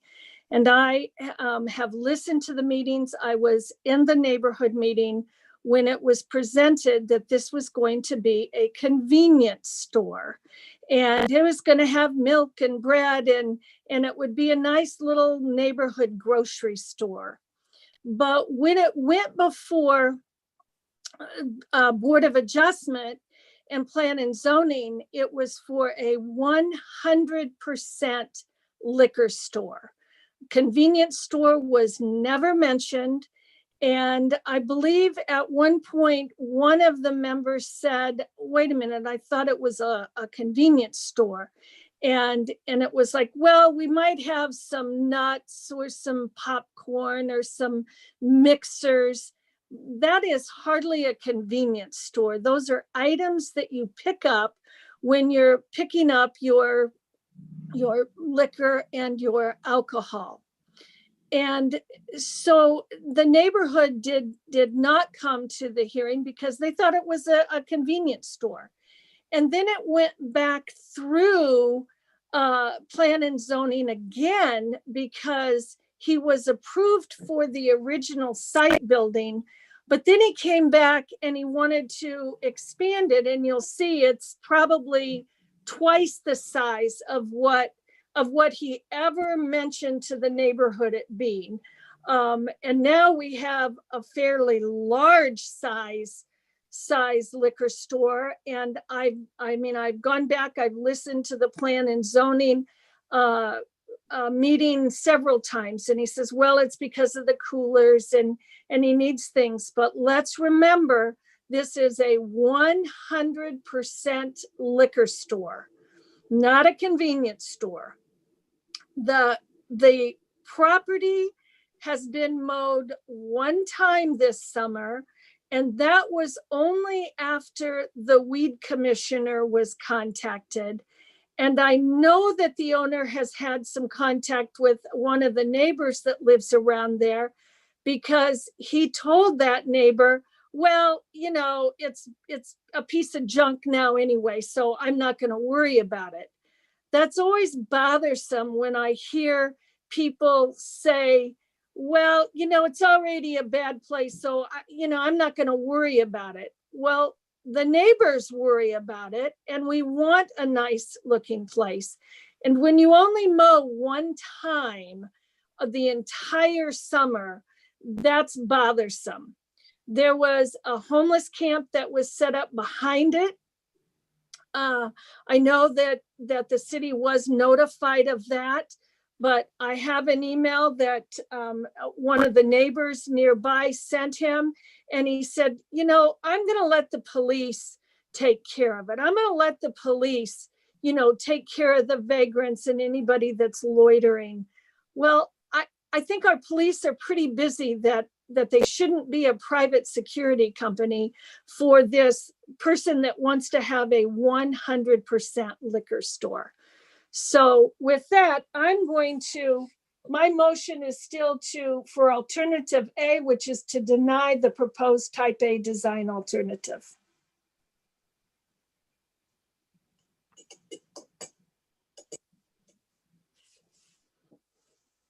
All right, do we, any other discussion? And it sounds like we have a motion on the table. Hearing none, would you poll the council, please? County, Yes. Boson, Yes. Voss, Yes. Gray, Yes. Westergaard, Yes. Mandelbaum, Yes. Gatto. Yes. Your Honor, that's 7 yes, motion carries. All right. Let's move on to item 85. Item 85 is on a request from Lawmark LP, the owner, to designate the financial center property located at 606 to 666 Walnut Street and 207 7th Street as local landmark, and for 9/14 of 20, Council Communication number 20-384. Council, any comments? I don't have any comments, Mr. Mayor, but I'll move item 85. All right, item 85 has been moved. It's just to have a landmark designation. I don't think there's any. The owner or any of the members of the public, there's 10 minutes of hearing for this one. Yep. Is the owner on? Anybody from the owner? Jake Christensen has his hand up. Jake? Yes, he's on. All right, let's let Jake speak. Jake, you can unmute yourself. I've unmuted you.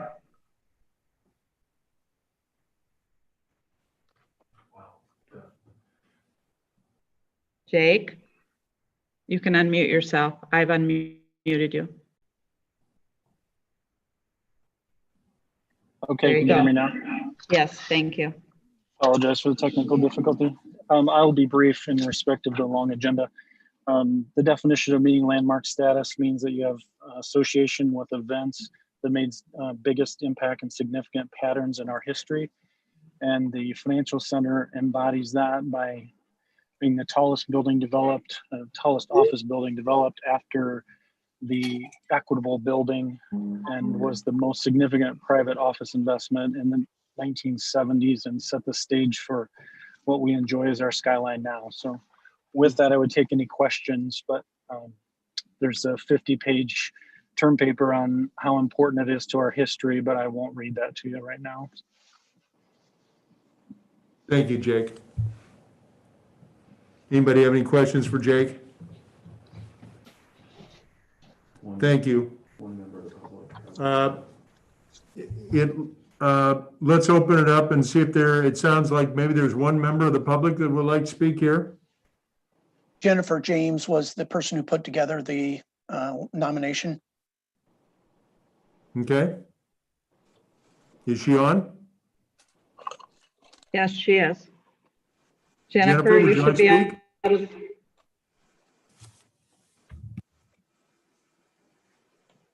Jennifer, you should be able to unmute yourself.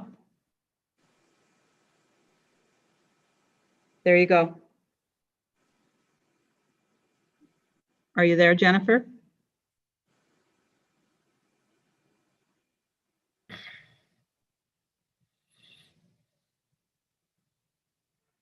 Jennifer?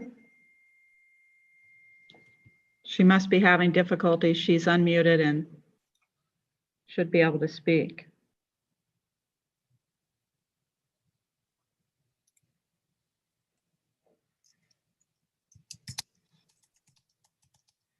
Jennifer?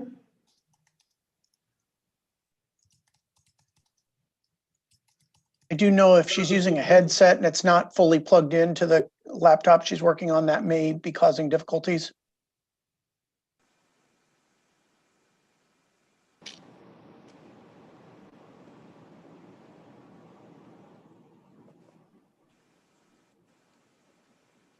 Jennifer, are you using a headset or anything? We're not getting any sound from you.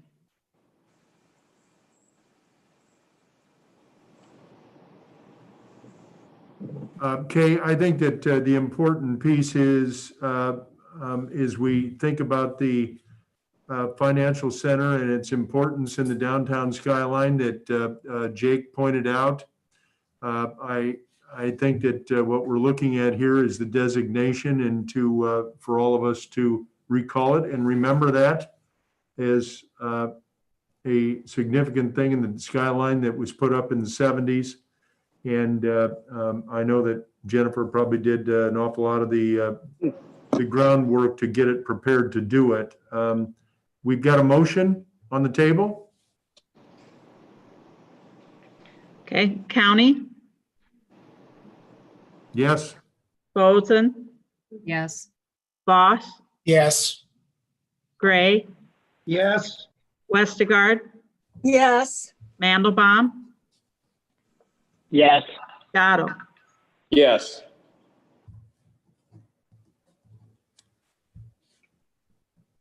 Yes, Kay. I'm sorry. Yes. Yes. Yes, 7 yes, motion carries. I was interrupted, so I just had to get sorry. back. That's all right. And thanks to everybody for working on that project. Let's move to 86, which is on the considerations of a license agreement with Downtown Des Moines Self-Supported Municipal Improvement District doing business as Operation Downtown for the installation, maintenance, and display of artwork within the 8th Street Viaduct north of Cherry Street. Let's go ahead and open it up. Any comments on this from council or staff?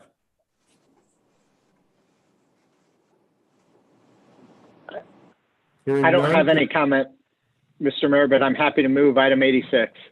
All right, item 86 has been moved. Any comments from the public on this one?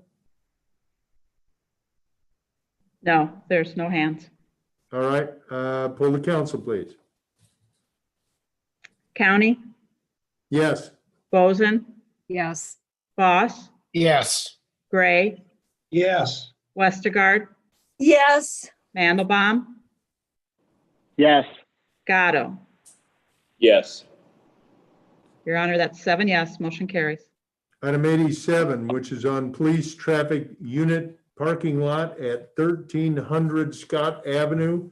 A resolution approving the plans, specifications, form of contract documents, engineer's estimate, and receive and file bids, and designating the lowest responsible bidder as All Star Concrete LLC, Alex Vasquez, member and manager, $349,741.78.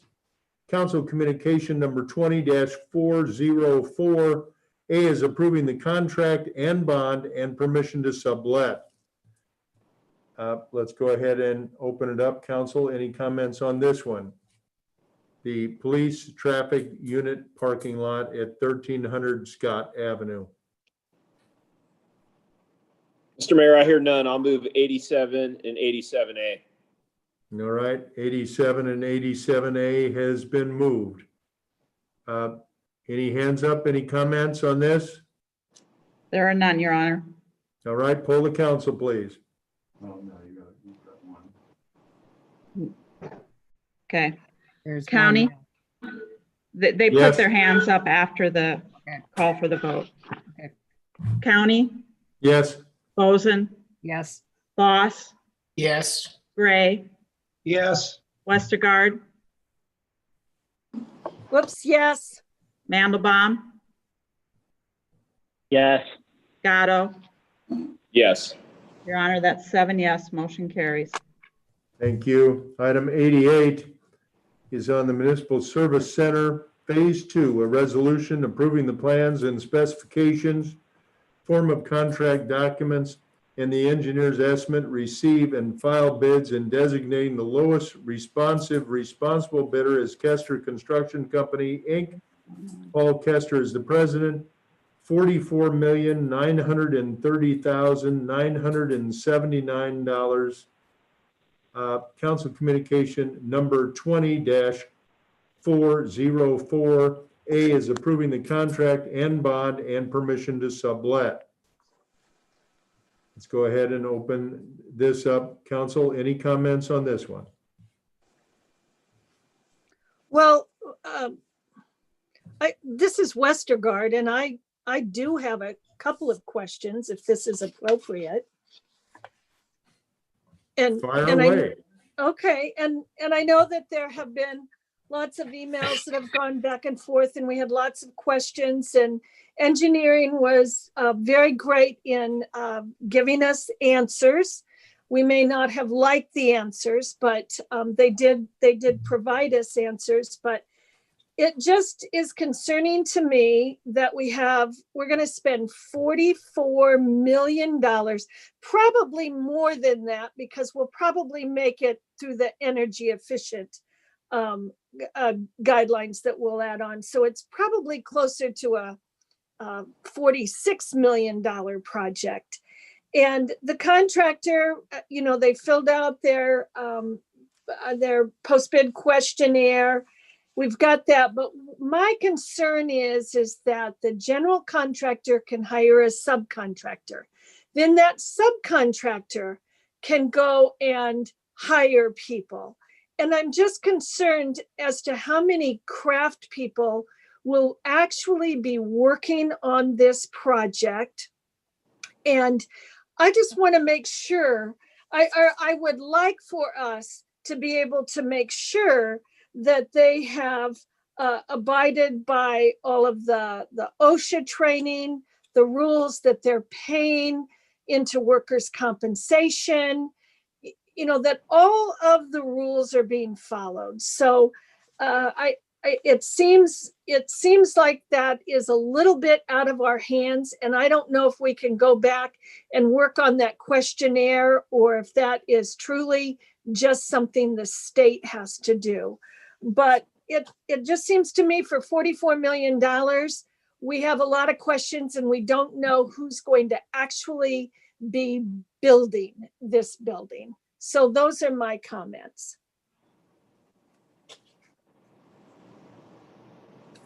Any other comments by council? So, Mayor, real quick, there in the the questionnaire, the last question is everyone has to have, I believe it's a 10-hour type of training. If we have word that subcontractors have subbed out to other subcontractors that haven't had that training, what's the recourse, and how do we have Mr. Kester abide by his questionnaire that he filled out? I guess that would be a question for either legal or Scott.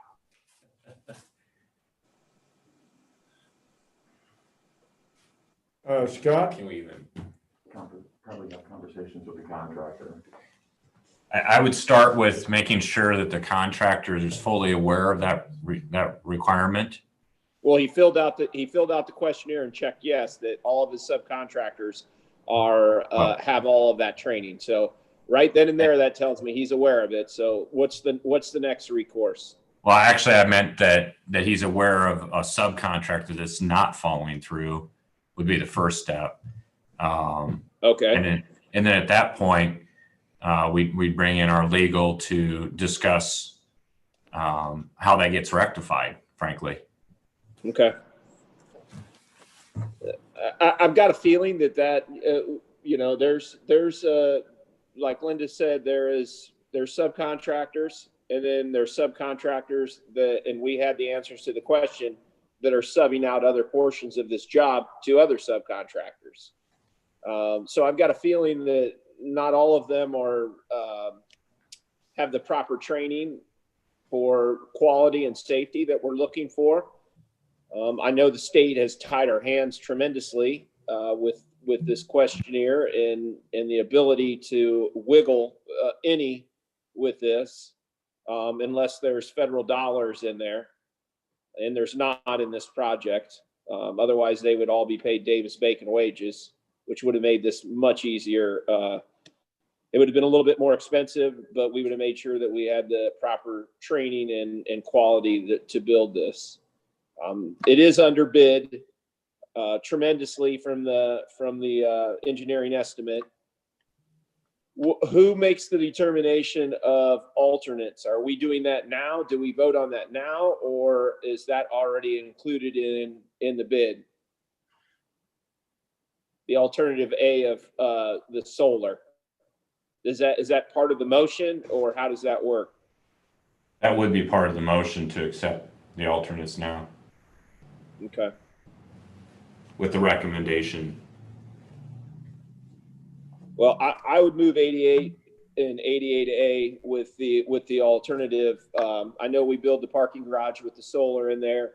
We want to build this long term. It is under bid, and I would move 88 and 88A if no one else has any comments.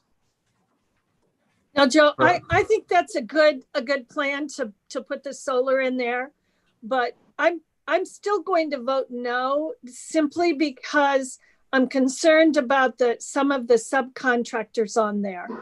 So that's the only reason that I'm going to be voting no. And I have the same concerns, and I think a lot of us do. Our only recourse is to throw the entire bid out and rebid the entire project.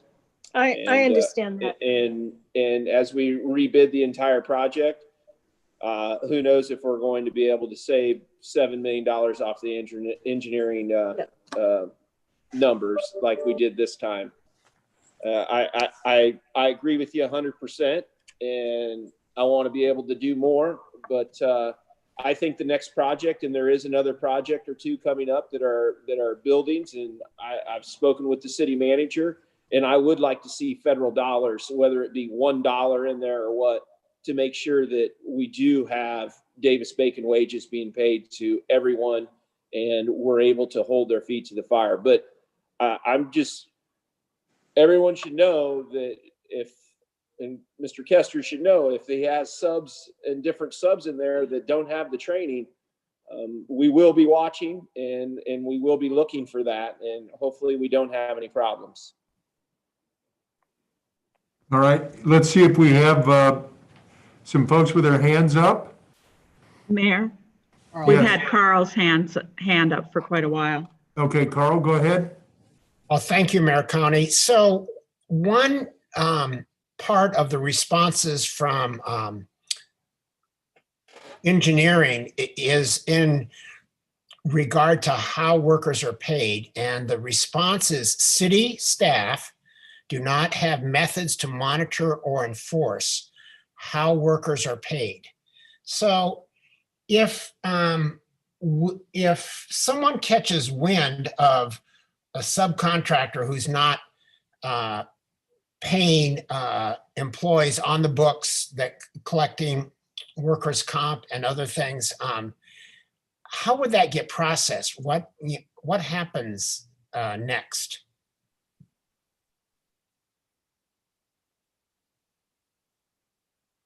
Understanding that city staff does not have a way to monitor or enforce, but if it's reported that there are some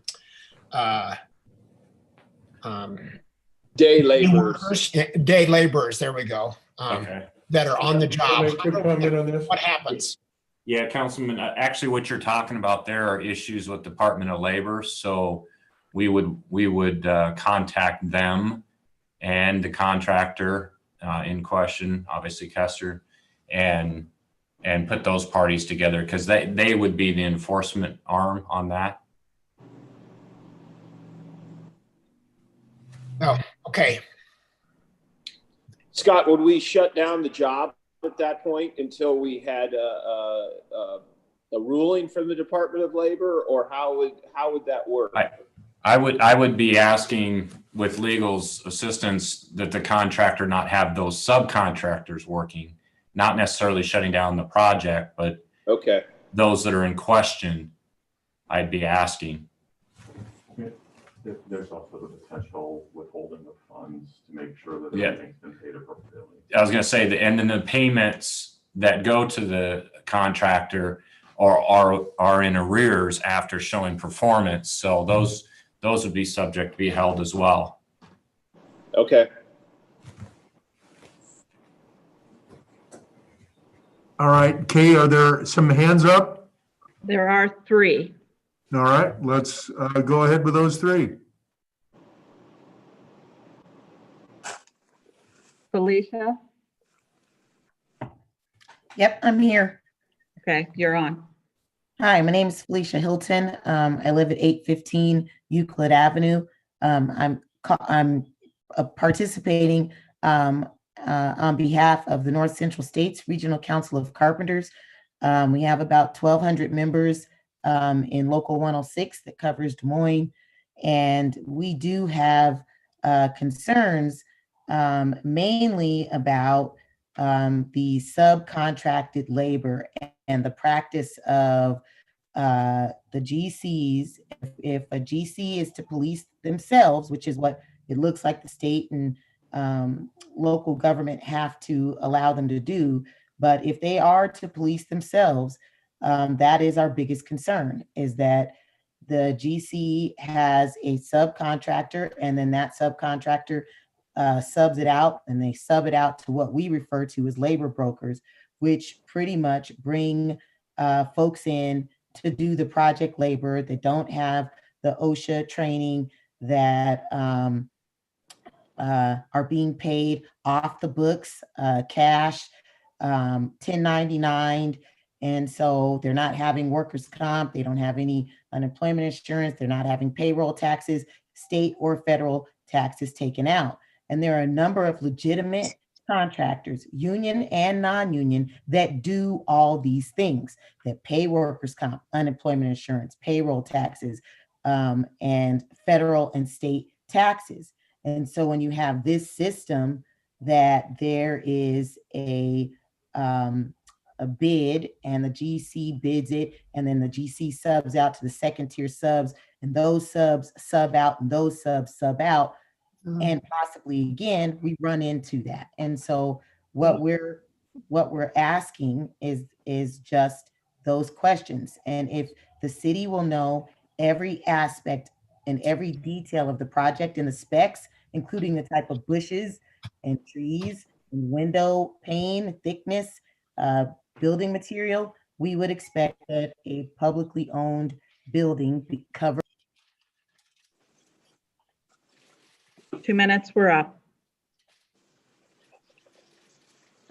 I would concur with Felicia. I mean, we're going to be in there inspecting all the time as far as this specs that we're looking at. You know, I'd like, is someone from Kester on the line that we can get some type of assurance that they're not using the day laborers?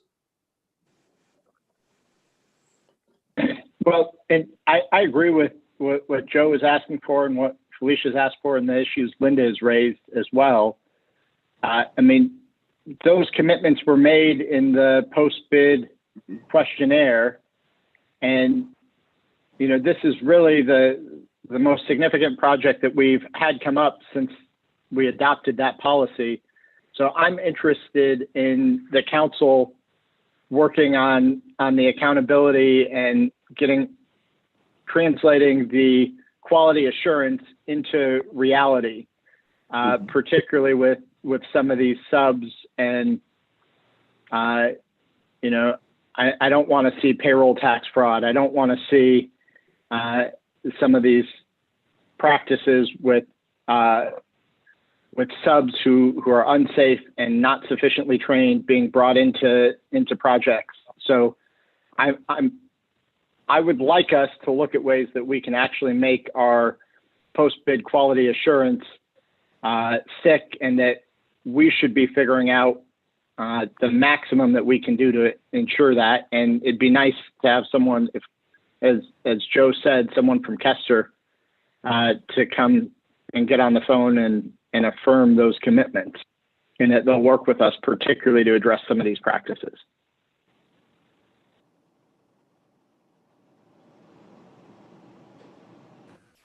Okay, is there anybody from Kester on? I don't know who that would be. I don't know. Oh, Benjamin is on, it looks like. There we go. Benjamin? Hey, gentlemen, can you hear me?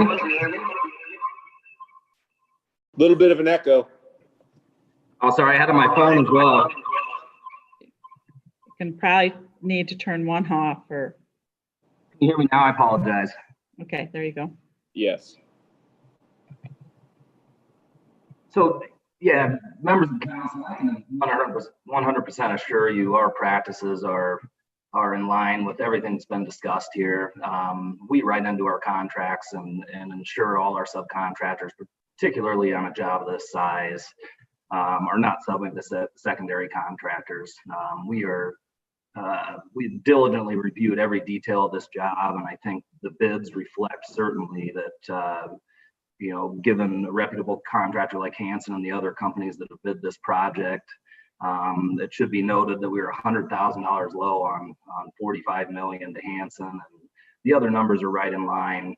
Every contractor we've selected, we've vetted thoroughly, and will 100% adhere to your concerns. And having worked with the city of Des Moines over the course of the last 30 years or so, I can assure you that we will 100% adhere to the recommendations. And while I understand the party's concern, we have diligently vetted everybody involved with this project, given the risk involved, and I can certainly assure you that we will absolve the concerns in working with Des Moines moving forward.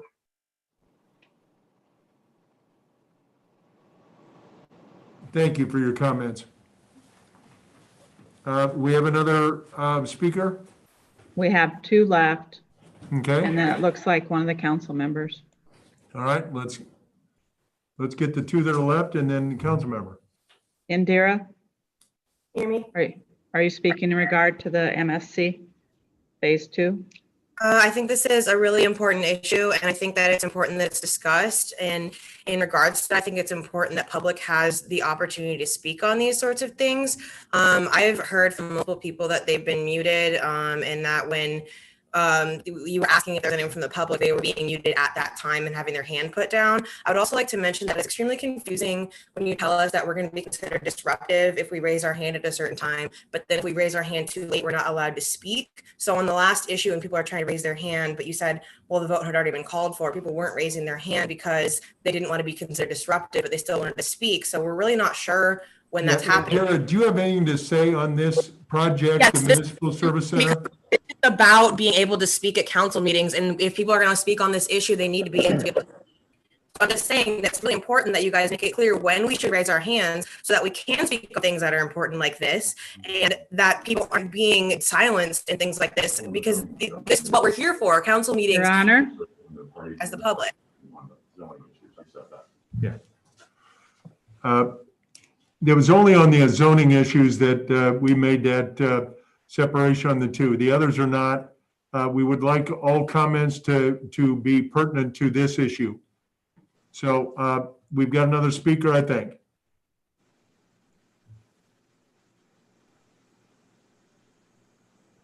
Okay. I'm working on it, Your Honor.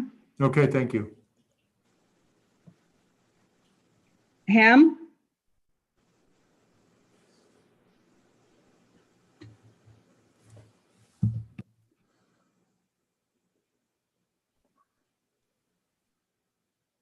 He doesn't appear to be able to talk. That was the last one on that, or if you want me to continue, I can. Let's switch to the council member who had their hand up.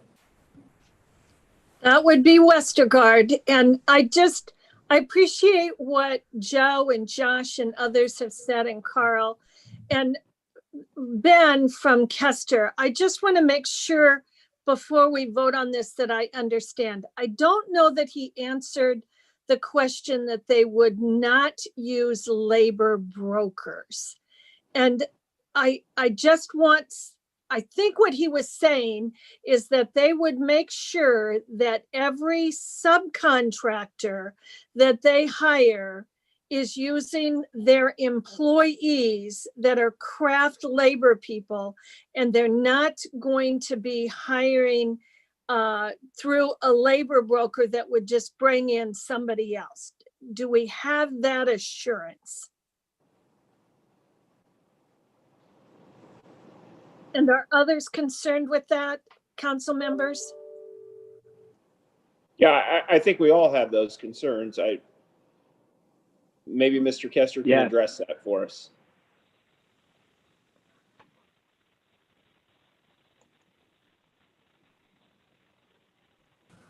Benjamin? Let's see if their representative would like to quickly address that. Yeah, Mr. Mayor, you have my assurance 100%. Thank you. All right. Item 88, do we have a motion?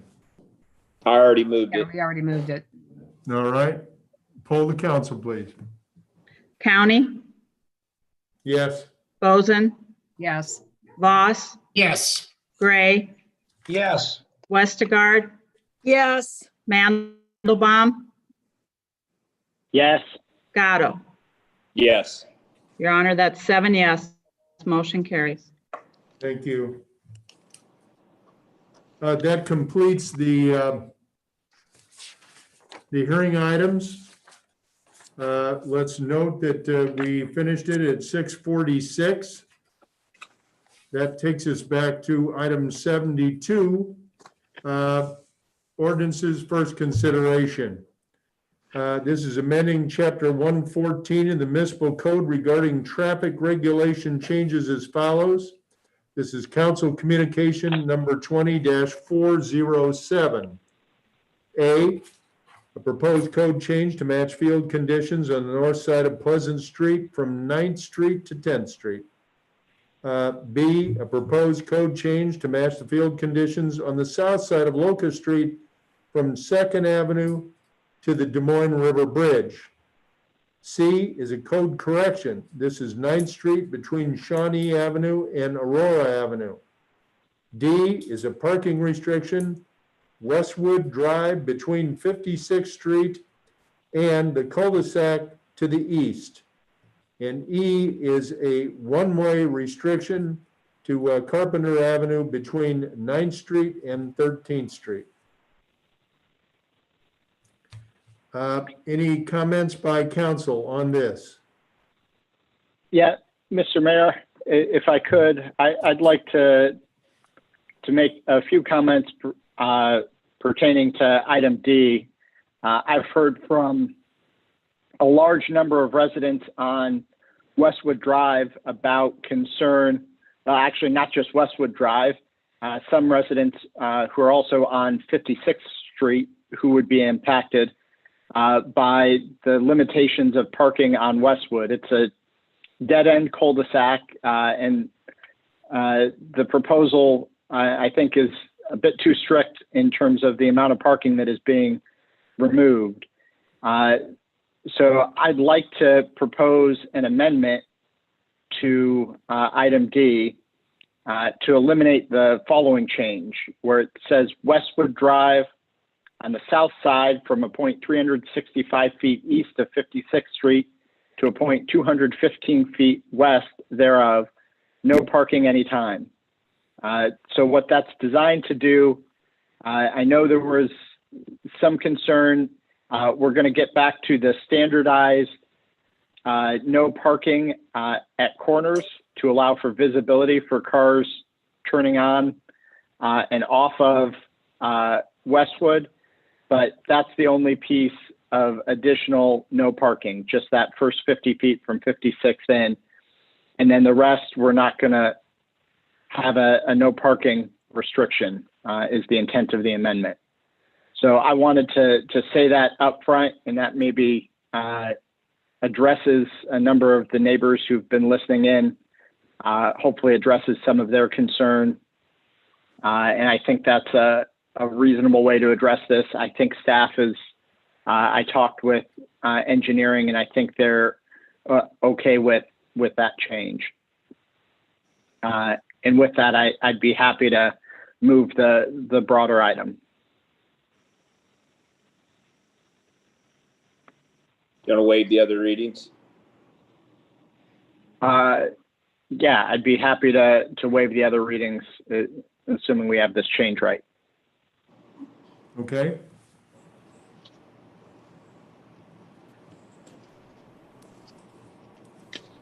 Any other comment? Any comment from the public? We have 3 so far. Okey-doke, let's let the 3 make their comments, please. Denver Footy. I'm not sure if that's how you pronounce it. I apologize. That's incorrect, but this isn't Denver talking. That was Indira. Do you want to allow them to talk? They disrupted. Mayor? Okay. Indira, we'll give you a chance on this. They put a false name. That's fine. I can do that if you want.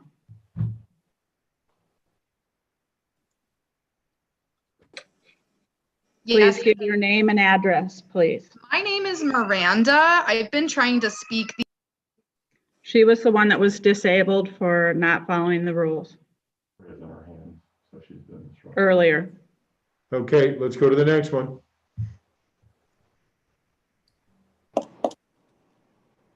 Harley?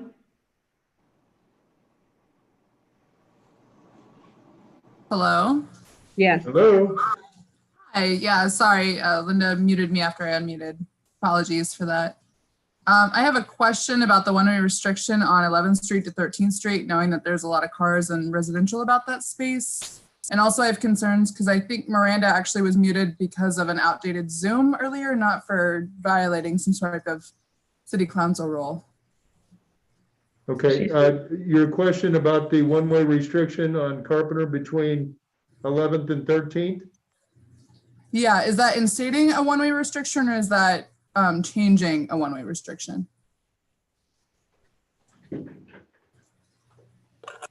Scott, do you know, or is it engineering on? Yeah, we'll probably have to engineering. Is Steve Neighbor on? Yes, just one moment. Steve? Honorable Mayor, members of the City Council, Steve Neighbor, City Engineer. This is actually making a narrow street. Almost, I mean, it is a street technically. It's almost more like an alley, but it's actually making it, converting it from a two-way to a one-way. These concerns were brought up by the neighborhood through Councilmember Gray, and with the help of Councilmember Gray, we had worked with the neighborhood on solutions to address their concerns, and that's what this is to make the narrow street a one-way. Okay. Do we have the next speaker? Andrew McCoy?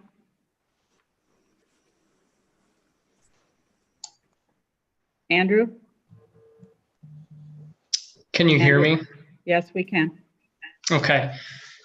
I live at 411 56th Street, and I previously was opposed to the 72D, but with what Councilman Mendelbaum has proposed, I think that's a good solution. Okay, thank you. Any other speakers? Emily McGuire? Hi, can you guys hear me? Yes, we can. Hi, Emily McGuire, 137th Street. So I'm newer to attending these meetings, but I would like a clarification on when we're allowed to raise our hands. Because I wasn't speaking up earlier because I was afraid of not being able to speak for the rest of the meeting. But I do support what Councilmember Mandelbaum said about D. Westwood Drive? Yes. Okay.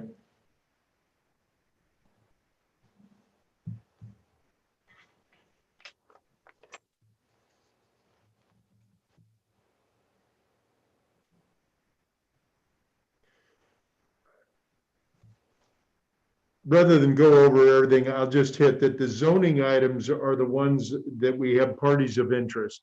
Those are the people that have been notified and received a letter. They're either parties of interest directly or they're within 250 feet. And so those individuals have been asked to register any thoughts or concerns because they're in the neighborhood and directly related. And then after they speak, then we have offered the opportunity to have other public speak. And it's somewhat disruptive to have those. We're trying to do the best we can, and appreciate There you go. No, I'm ahead to raise your hand. everybody here. So are there any other comments on 72? Yeah, I'm muted. Sheila, Yes. you're on. Thank you thank you so very much. Sheila Starkovich, Lingwall on Westwood Drive. Thank you very much, Josh, for listening to us. And Dee, it works very well on behalf of the neighborhood. Thank you again. Yeah, well, thanks, Sheila and Dave. I know I exchanged a lot of emails with you and other neighbors, and Councilmember Voss engaged and helped figure out the solution too. So thanks to everyone for being engaged and reaching out.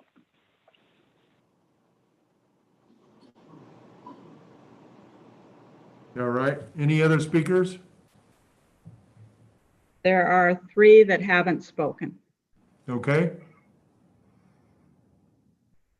Ham? Yeah, finally, thank you. Because earlier I didn't get you never unmuted me, so I didn't even get a chance to talk, and it sounded like there was something wrong on my end, but there wasn't anything wrong. This is a new MacBook, so I know. The thing that I wanted to speak on was a couple of items ago when you guys didn't actually give us a chance to talk on the item for police parking lot innovation, because I wanted to speak on that, and there were a lot of folks that wanted to talk on that, but we literally had like 2 seconds. Do you have anything on 72? It is pertaining to that because it's just as important, because we had a whole lot of folks that wanted to speak on that, because you guys approved something that's 2/3 of the city, the Civil and Human Rights Commission's budget to spend on the police parking lot maintenance. Okay. Do you have anything pertaining to the amending chapter 114 in the municipal code? I mean, I'm assuming yeah, well, that you probably are going to, you're registered to speak in a little while, right?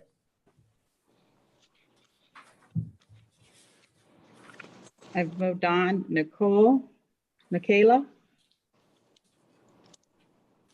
It's actually Nikolai. Nikolai, thank you. Yes. I'm concerned because, I feel like there's really no point in you pretending to listen to us when you're actively muting people and not listening to what they have to say. Like there are some points that I would have liked to have made several agenda items ago. As a matter of fact, I simply have. Do you my have hand anything on 72? Yeah, can you go ahead and explain any of the coding that's going on in any of these these things going on, just so that I understand what you're talking about, because I'm not a coding master. And also I'd like to make sure that you understand what you're talking about, because I really don't know if you do, because you can't even run a freaking Zoom. Okay. That's disruptive. You don't call her again. Yeah, that's disruptive, unfortunately. Let's move on to the next speaker. Can you hear me? Vanessa? Can you hear me? Yes. Yes, we can. I need you to know that it's very obvious that you are muting supporters of Black Lives Matter on this meeting, and you're allowing obvious white people to continue to speak out. Do you have anything to say? Your rules. Vanessa, do you have anything to say about amending chapter Mayor 114? County, you're the worst culprit, and so is Kay. And I cannot handle the way you're treating us on this meeting. That's disruptive. She's done. Okay, any other speakers? No, the other one already spoke. Okay. But they put their hands back up. All right, we have a motion on the table, 72, A, B, C, D with a modification, and E. Would you poll the council, please? And we're waiving the County? second and third readings. Yes. Right. County, Boson? Yes. Voss? Yes. Gray? Yes. Westergaard? Yes. Mandelbaum? Yes. Gatto? Yes. Your Honor, that's 7 yes, motion carries. Okay, for those watching, the agenda item 73 was withdrawn by the city manager, and it will be brought back at a later date. That takes us to 73I. And 73I is a consent decree regarding the Des Moines CTE Superfund site to accept the title to the DICO property and assume responsibility for performance of certain response actions. Council communication number 20-389. Scott, I'm going to ask you to speak real quickly on this. This has been an ever-moving negotiation that has taken a rather long period of time. And it's my understanding that there's a lot of work yet to be done, but they're making the best efforts to close this out. Yes, Mayor, thank you. So this has been worked on for even 25 years now, I believe. And in the last several months, we have had good conversations with all partners involved. So we want to thank the EPA, especially in working with the Department of Justice to get a consent decree for which the city can be a part of. The elements of that include once the courts have approved the consent decree, that within 6 months, the city would take possession of the land, and the EPA would start work on removing of the buildings with the most contamination.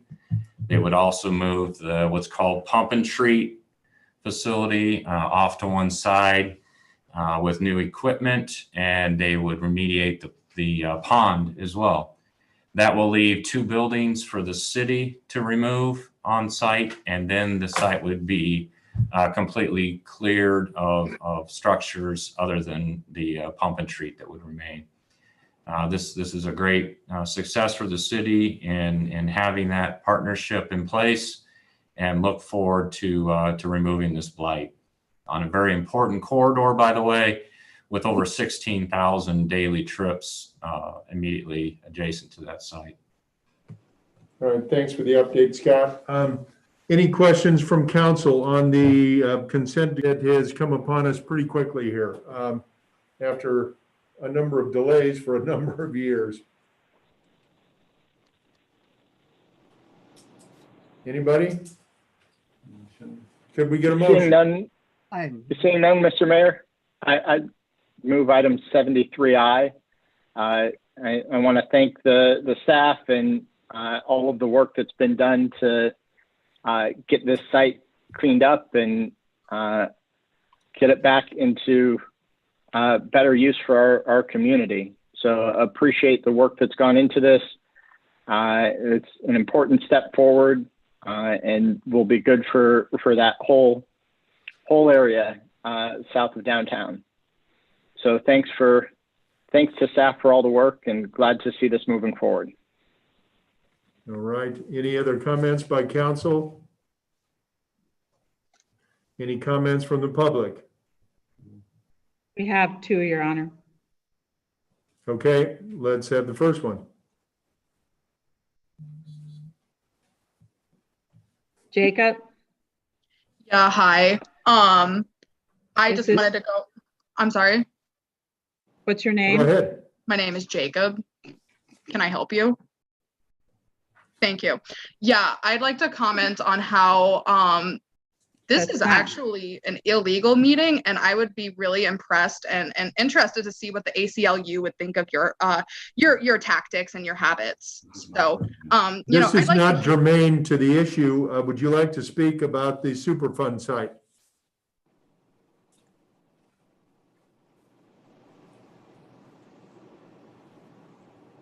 Do you wish to speak about the item on hand? Names. That's dumb. I'd like to hear what your lawyer has to say about this. About the Superfund site? Is that what you want to speak about? No, about your. Okay, next speaker.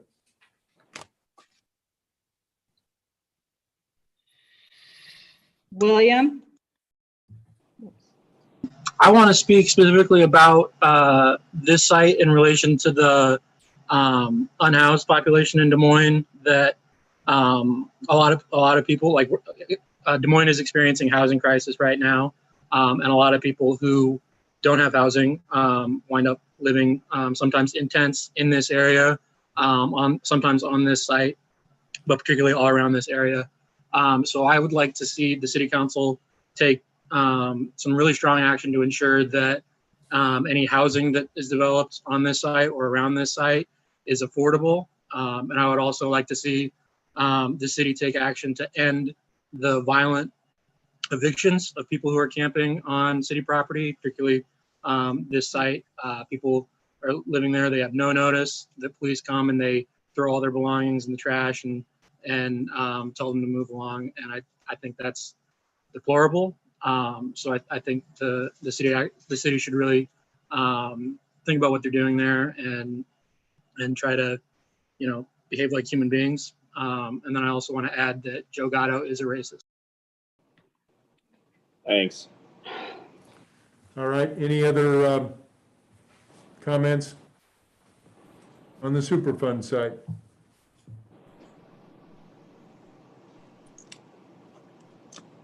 Would you poll the council, please? Hi.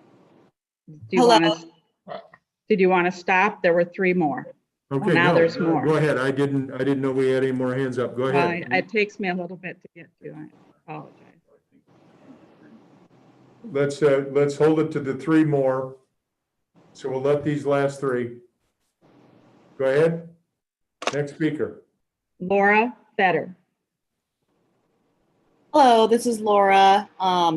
I had a question if the council knows a timeline at all with the Superfund site, if when things will be removed, cleaned up, and available for new buildings on that site. Is there any kind of timeline for that?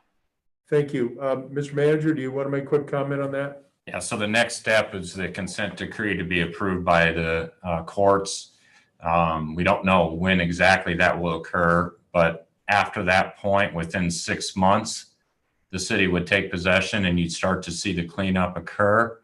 So I would anticipate sometime late in the spring, possibly early summer, you would see activity on the site. And it would likely take 2 construction seasons to get the full demolition completed. That's the anticipation at this point. Thank you for the question. Next speaker. KT Mankey.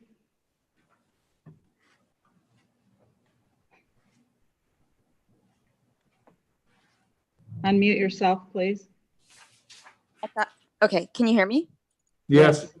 Okay, sorry about that. I don't know if any of you would be able to answer this or not, but from what I'm looking at, it looks like the Superfund site was a former steel manufacturing place and chemical pesticide place.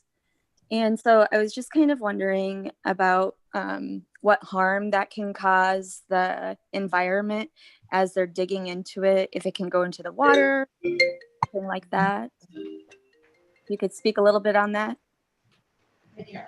Yes, I'm going to ask the manager to quickly speak, and maybe engineer as well as Pam around. Pam Cooksey. You were calling for. Okay, is Pam on? Yes, she is. So the site has been monitored for quite a few years with the pump and treat. So I'll let Pam take over on some more of the detail of that. And that would continue.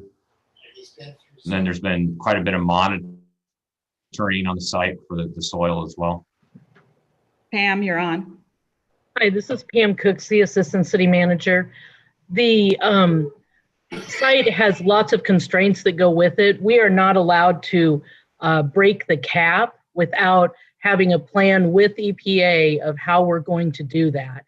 So there's a lot of precautions in place to make sure that the contamination that's on site is not disrupted and not allowed to contaminate further. So we would have a plan with EPA of what kind of containment procedures and what type of disposal procedures would be necessary if we were to do any excavation on the site.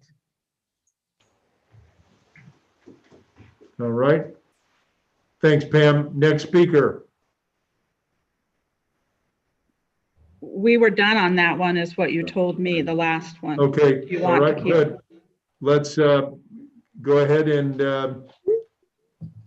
we've got a motion, I believe. Let's poll the council. County. Yes. Boson. Yes. Voss. Yes. Ray. Yes. Westergaard. Yes. Mandelbaum. Yes. Scotto. Yes. Your Honor, that's 7 yes, motion carries. All right, thank you.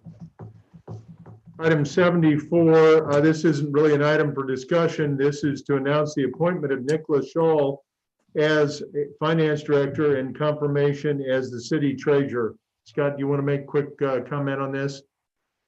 Yeah, thank you, Mayor. I just I want to congratulate Nick as being chosen as our Finance Director.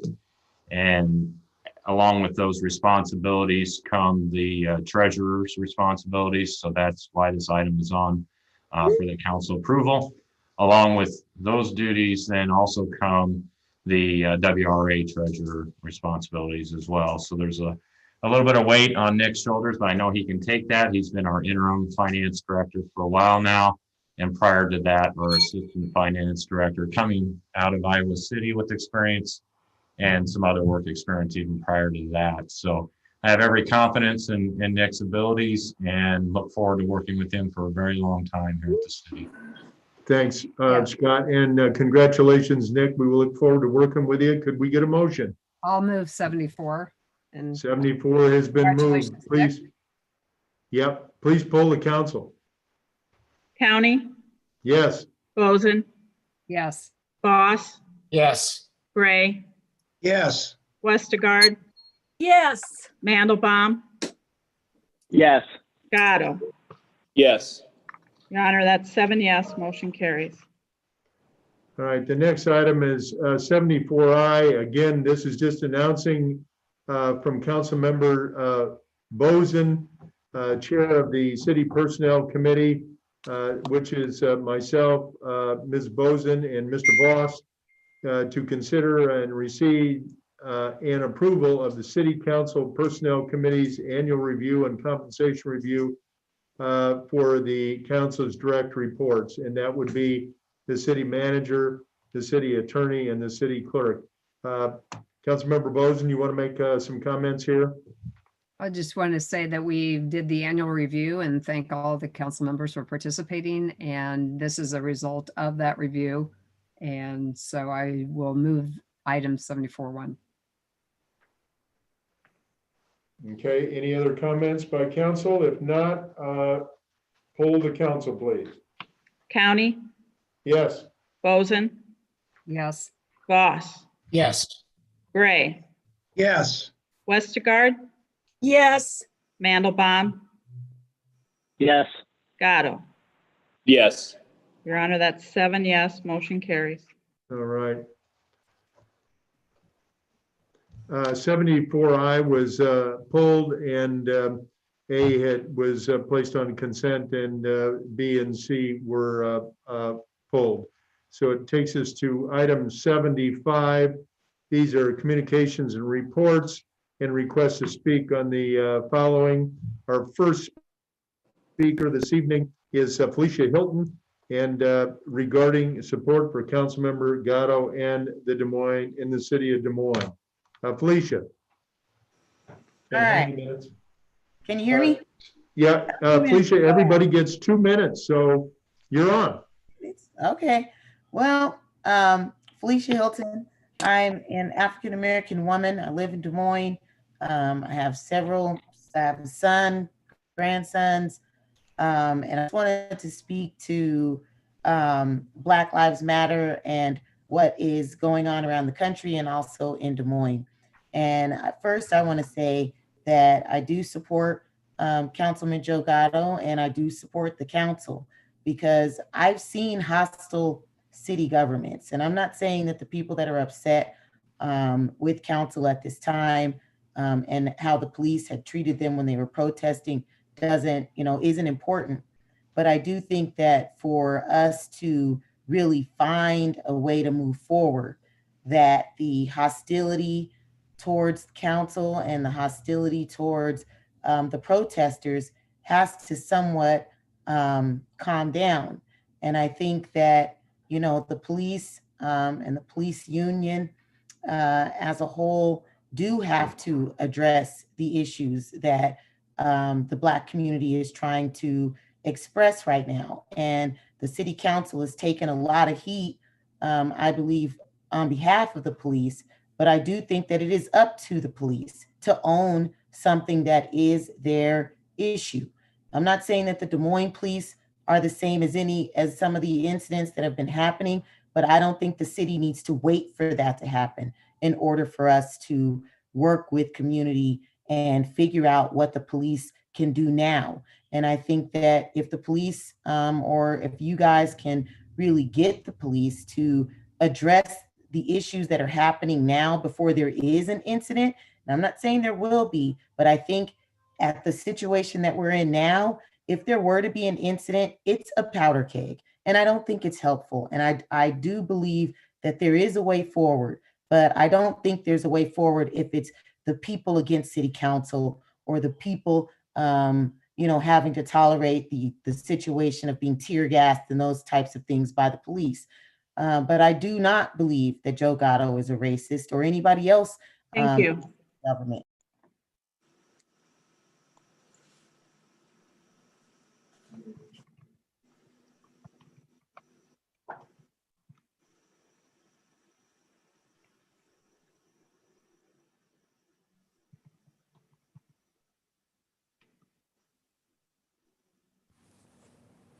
Wendy Irby regarding the city's actions during the natural disaster. Wendy?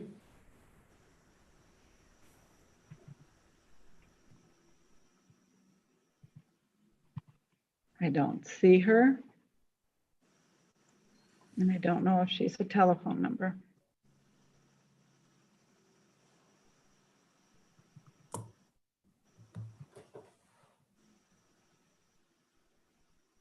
She was another name too.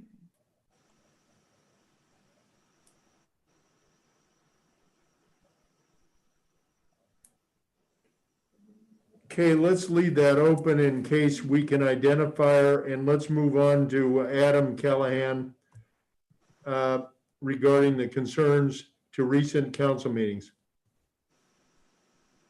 Oh, can you hear me? Adam? Can you hear me? Yes, we can.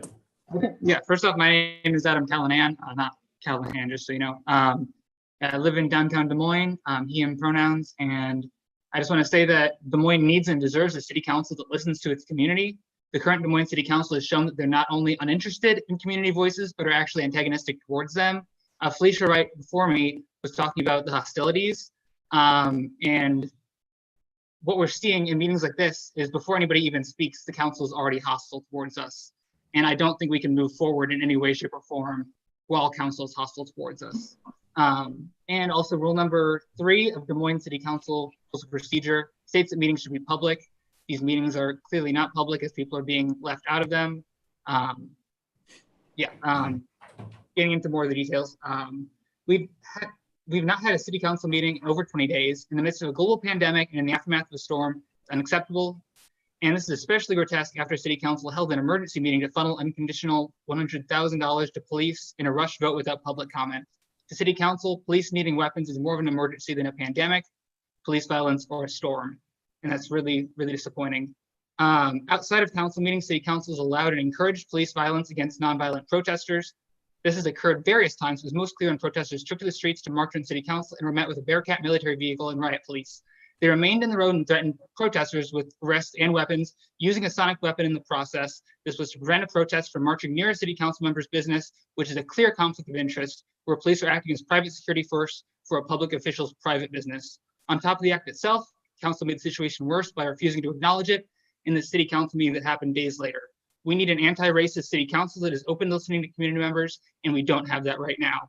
If none of you are willing to stand up for community members that are being silenced in meetings like this, you need to resign so that other people can come in that will actually listen to community members. Thank you. Let's move on to Zach. Zach Robles regarding COVID-19 response.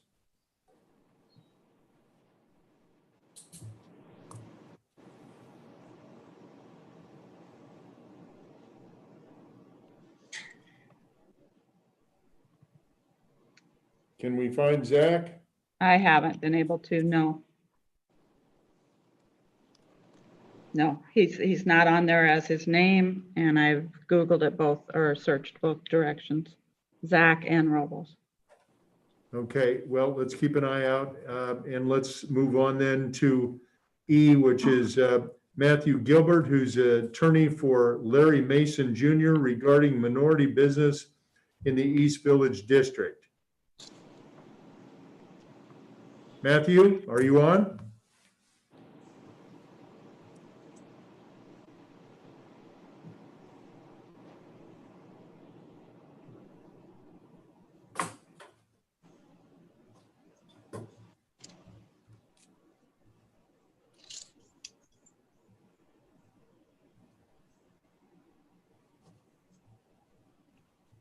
I don't see him either. All right.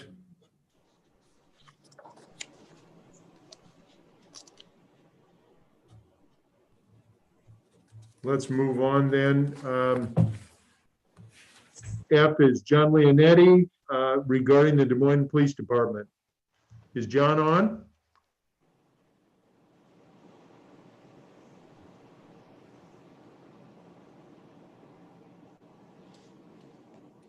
Can we find John Leonetti?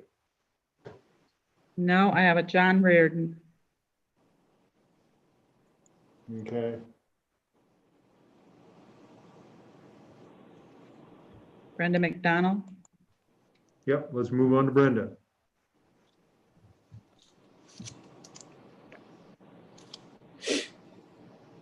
Brenda?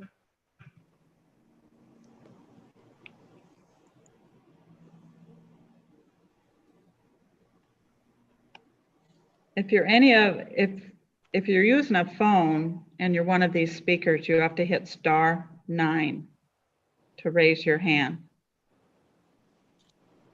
And the other hands that are raised, we aren't calling on people during this period.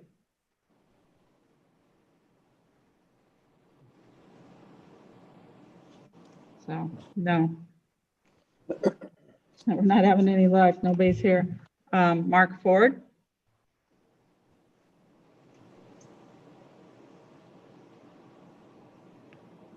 Mark? Regarding support for the Des Moines Police Department in enforcing laws equally for all citizens.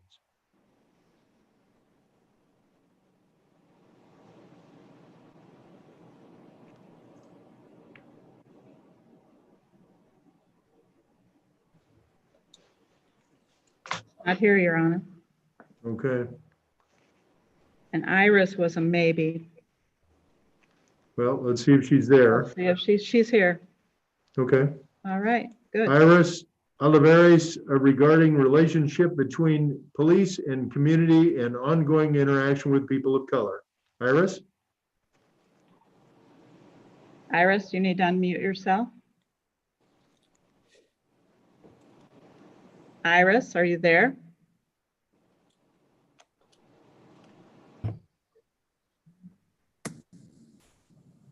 Okay, can you hear me now? Yes, we can. Okay, so my name is Iris Olivares. My address is 2005 Forest Avenue in Des Moines. I am a member and staff of Iowa CCI. So trust and relationships with community starts with transparency. As you, Mayor County, have often said, CCI members are aware of tactics being used by the police union to silence those of us who are exercising our First Amendment right, the freedom of speech. Whether I am a community member, a protester, or a council member, it is a right we all have. We are aware that members of the police union have expressed disdain and hand-delivered letters to council members regarding comments made by Councilman Josh Mandelbaum on August 20th, expressing concern about the arrest of 2 protesters, which occurred 5 days after the protest, along with concern about escalating rather than de-escalating the situation. This seems like an attempt to avoid the open records law, which allows the community to request copies of the letter. This is a backdoor way to silence those who are willing to speak out. To coincide with Mayor County and the council's commitment to transparency, we feel this letter should be made available to the public. We are requesting a copy of the letter which each of you were given. I yield my time.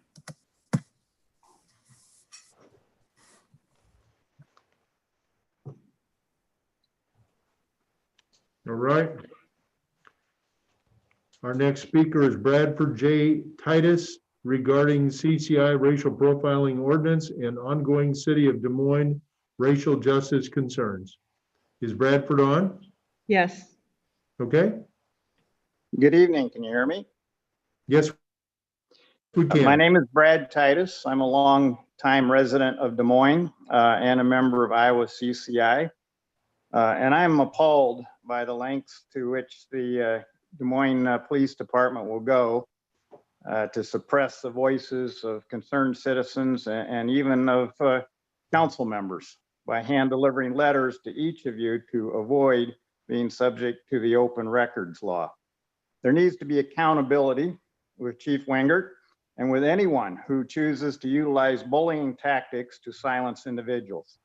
This attempt to avoid open records by hand delivering letters to you, the council, directly is just another example of how we cannot trust those who say they protect and serve our community.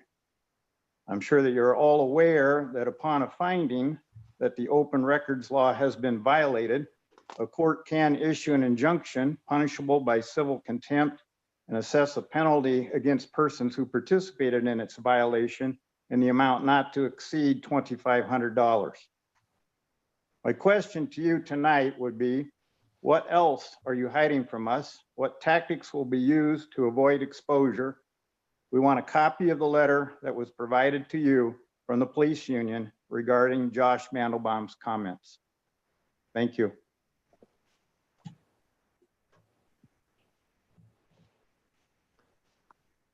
Next speaker is Janet Thurtell regarding the relationship between the police and community and ongoing interaction with people of color. Is Janet on? Janet? Yes, she is. Janet, will you All right. unmute yourself? Can you hear me? Yes, we can. Okay, thank you. My name is Janet Thurtell. I live in West Des Moines and am a member of the Iowa CCI Racial Justice Team. One of the requests we had in our proposed 6-point ordinance to ban racial profiling was a citizens review board, which you refuted.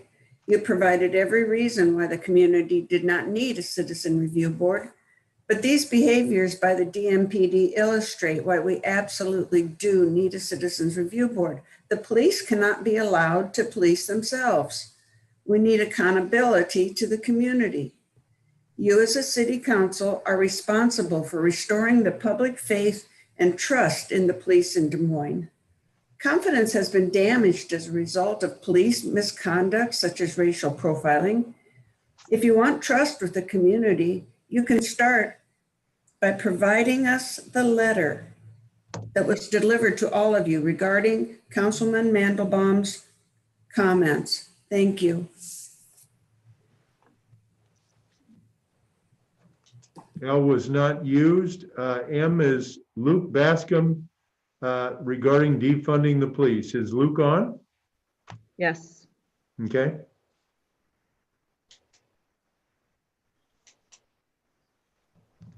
Can you hear me? Luke? Yeah. Yes, we can. Hi, yeah, I just want to start by saying that I think you all should revert to the original rules that were in place until they were changed 2 weeks ago. It's pretty clear to myself that that change was made because you were getting frustrated with the frequent criticism you were getting in city council meetings, and we don't need to be silencing folks for that reason. I want to speak on defunding the Des Moines Police Department tonight. There are a litany of reasons as to why we need to do so.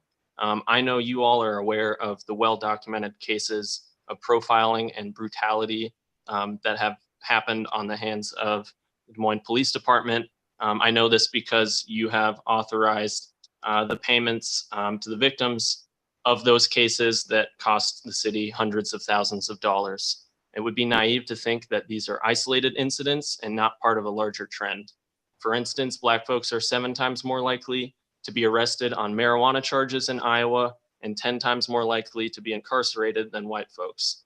DMPD are a large contributor to this abhorrent disparity. I believe we need to fully defund the Des Moines Police Department. I know you all still need to come to that conclusion. I hope you do soon, but the DMPD budget is so bloated. One step we can take now to cut down on that $70 million that you all authorized would be to get rid of the SRO programs. That was $1,248,000 that you allocated last year.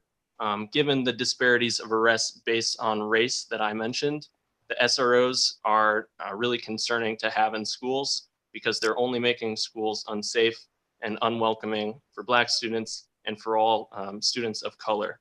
And so cutting down on that program would be one place to start. But in general, folks are struggling to pay rent right now.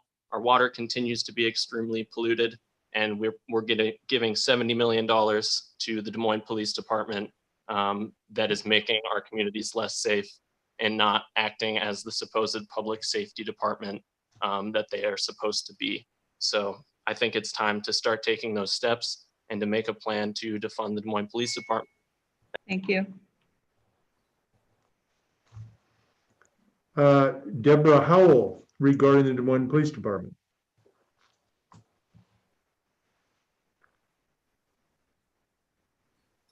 Deborah?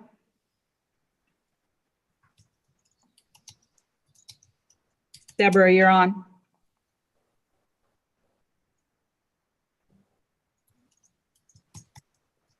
Deborah, are you having problems with your sound? Your Honor, she's unmuted. Now she muted herself. Deb? She's having difficulties. Deb?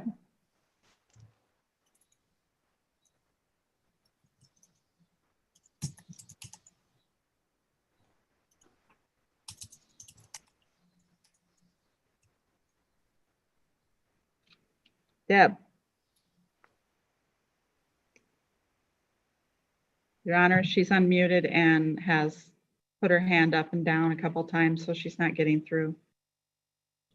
I'm not sure what her Well, issue. let's keep an eye on her, and if she can get that problem fixed, let's let her back on, but let's move on to O to Harvey Harrison regarding the status on the initiative to ban racial profiling. Harvey? Harvey? I'm unmuted now. Yes, you are. Thank you. My name is Harvey Harrison. My address is 680 Harwood Drive, Des Moines. I'm a member of Iowa CCI Racial Justice Team and was a member of the alliance that negotiated the 6-point community initiative to ban racial profiling. I would like tonight nothing more than to know that I can trust all law enforcement and our city representatives, but that's not really how I'm feeling. You as a council have the opportunity to start a healing process right now by giving CCI the letter that was hand delivered to each one of you by representatives of the police union. And in case you're wondering, Councilmember Mandelbaum had no knowledge about our speaking tonight. Being silent on this means you're complicit with the efforts of the union. You'd rather look the other way and avoid the needed transparency that will rebuild trust with the community. Councilmember Mandelbaum did not look the other way, but expressed his opinion. As a voting citizen of Des Moines, we will not accept the other way and intimidation or stonewalling of our elected representatives by the Des Moines Police Union. We demand tonight that the copy of this letter be delivered to CCI by tomorrow morning. Thank you.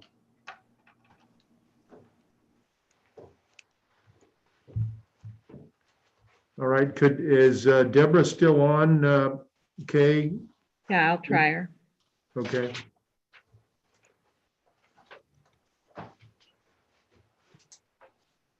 And Kay, this is Linda, and I just sent you a message. I think Deb is saying call Brenda. I don't know who Brenda is, but. And I don't have a number, so I don't know what you would. Well, there's a Brenda McDonald that we couldn't find earlier. That may be who it is. Do you want me to ask her for her phone number? We're on Deborah Howell right now. I'll go back and we'll look. That's a separate line item. Yeah, no, Brenda is saying, Deb Howell is saying call Brenda's number. Apparently, I don't know. They must be together. Can she give you a number? Because I don't have a number. There's a phone number with a hand up right now. Well, there's several with a hand up right now. I'll see if I can find a number. Just a minute. I'll see if I can Google or search in my emails and on my phone. We would encourage those who have had technical difficulties tonight, if you couldn't get on or we couldn't find you, please send your comments to the city manager's office, and we'll see if we can get you a response. And but we do want your input.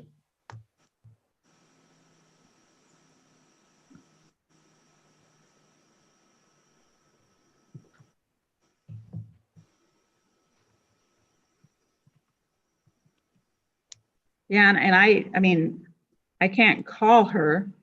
It wouldn't be part of the meeting. Yeah. So I mean, I don't have the ability to include her that way. If they're able to get on Zoom. And Brenda, are you with Deborah? Yeah. You know, the other thing we might suggest, Kay, is those who've had technical difficulties tonight, if they would still like to express their concerns or opinions or support to the council, let's try to put them on the front end of next time if they want to speak. Yes, that's what I would say would be the best alternative too. So that completes all the speakers that could get through. To everyone on, appreciate it, City Council. Thank you for your work, and city staff, and congratulations again to Nick. If someone would you like to move for adjournment? This brings I'll us move for to adjournment. Move for adjournment. all right. All in favor, say aye. Aye. Aye. Aye. Any Congratulations, Nick. opposition? Hearing none, this meeting's adjourned.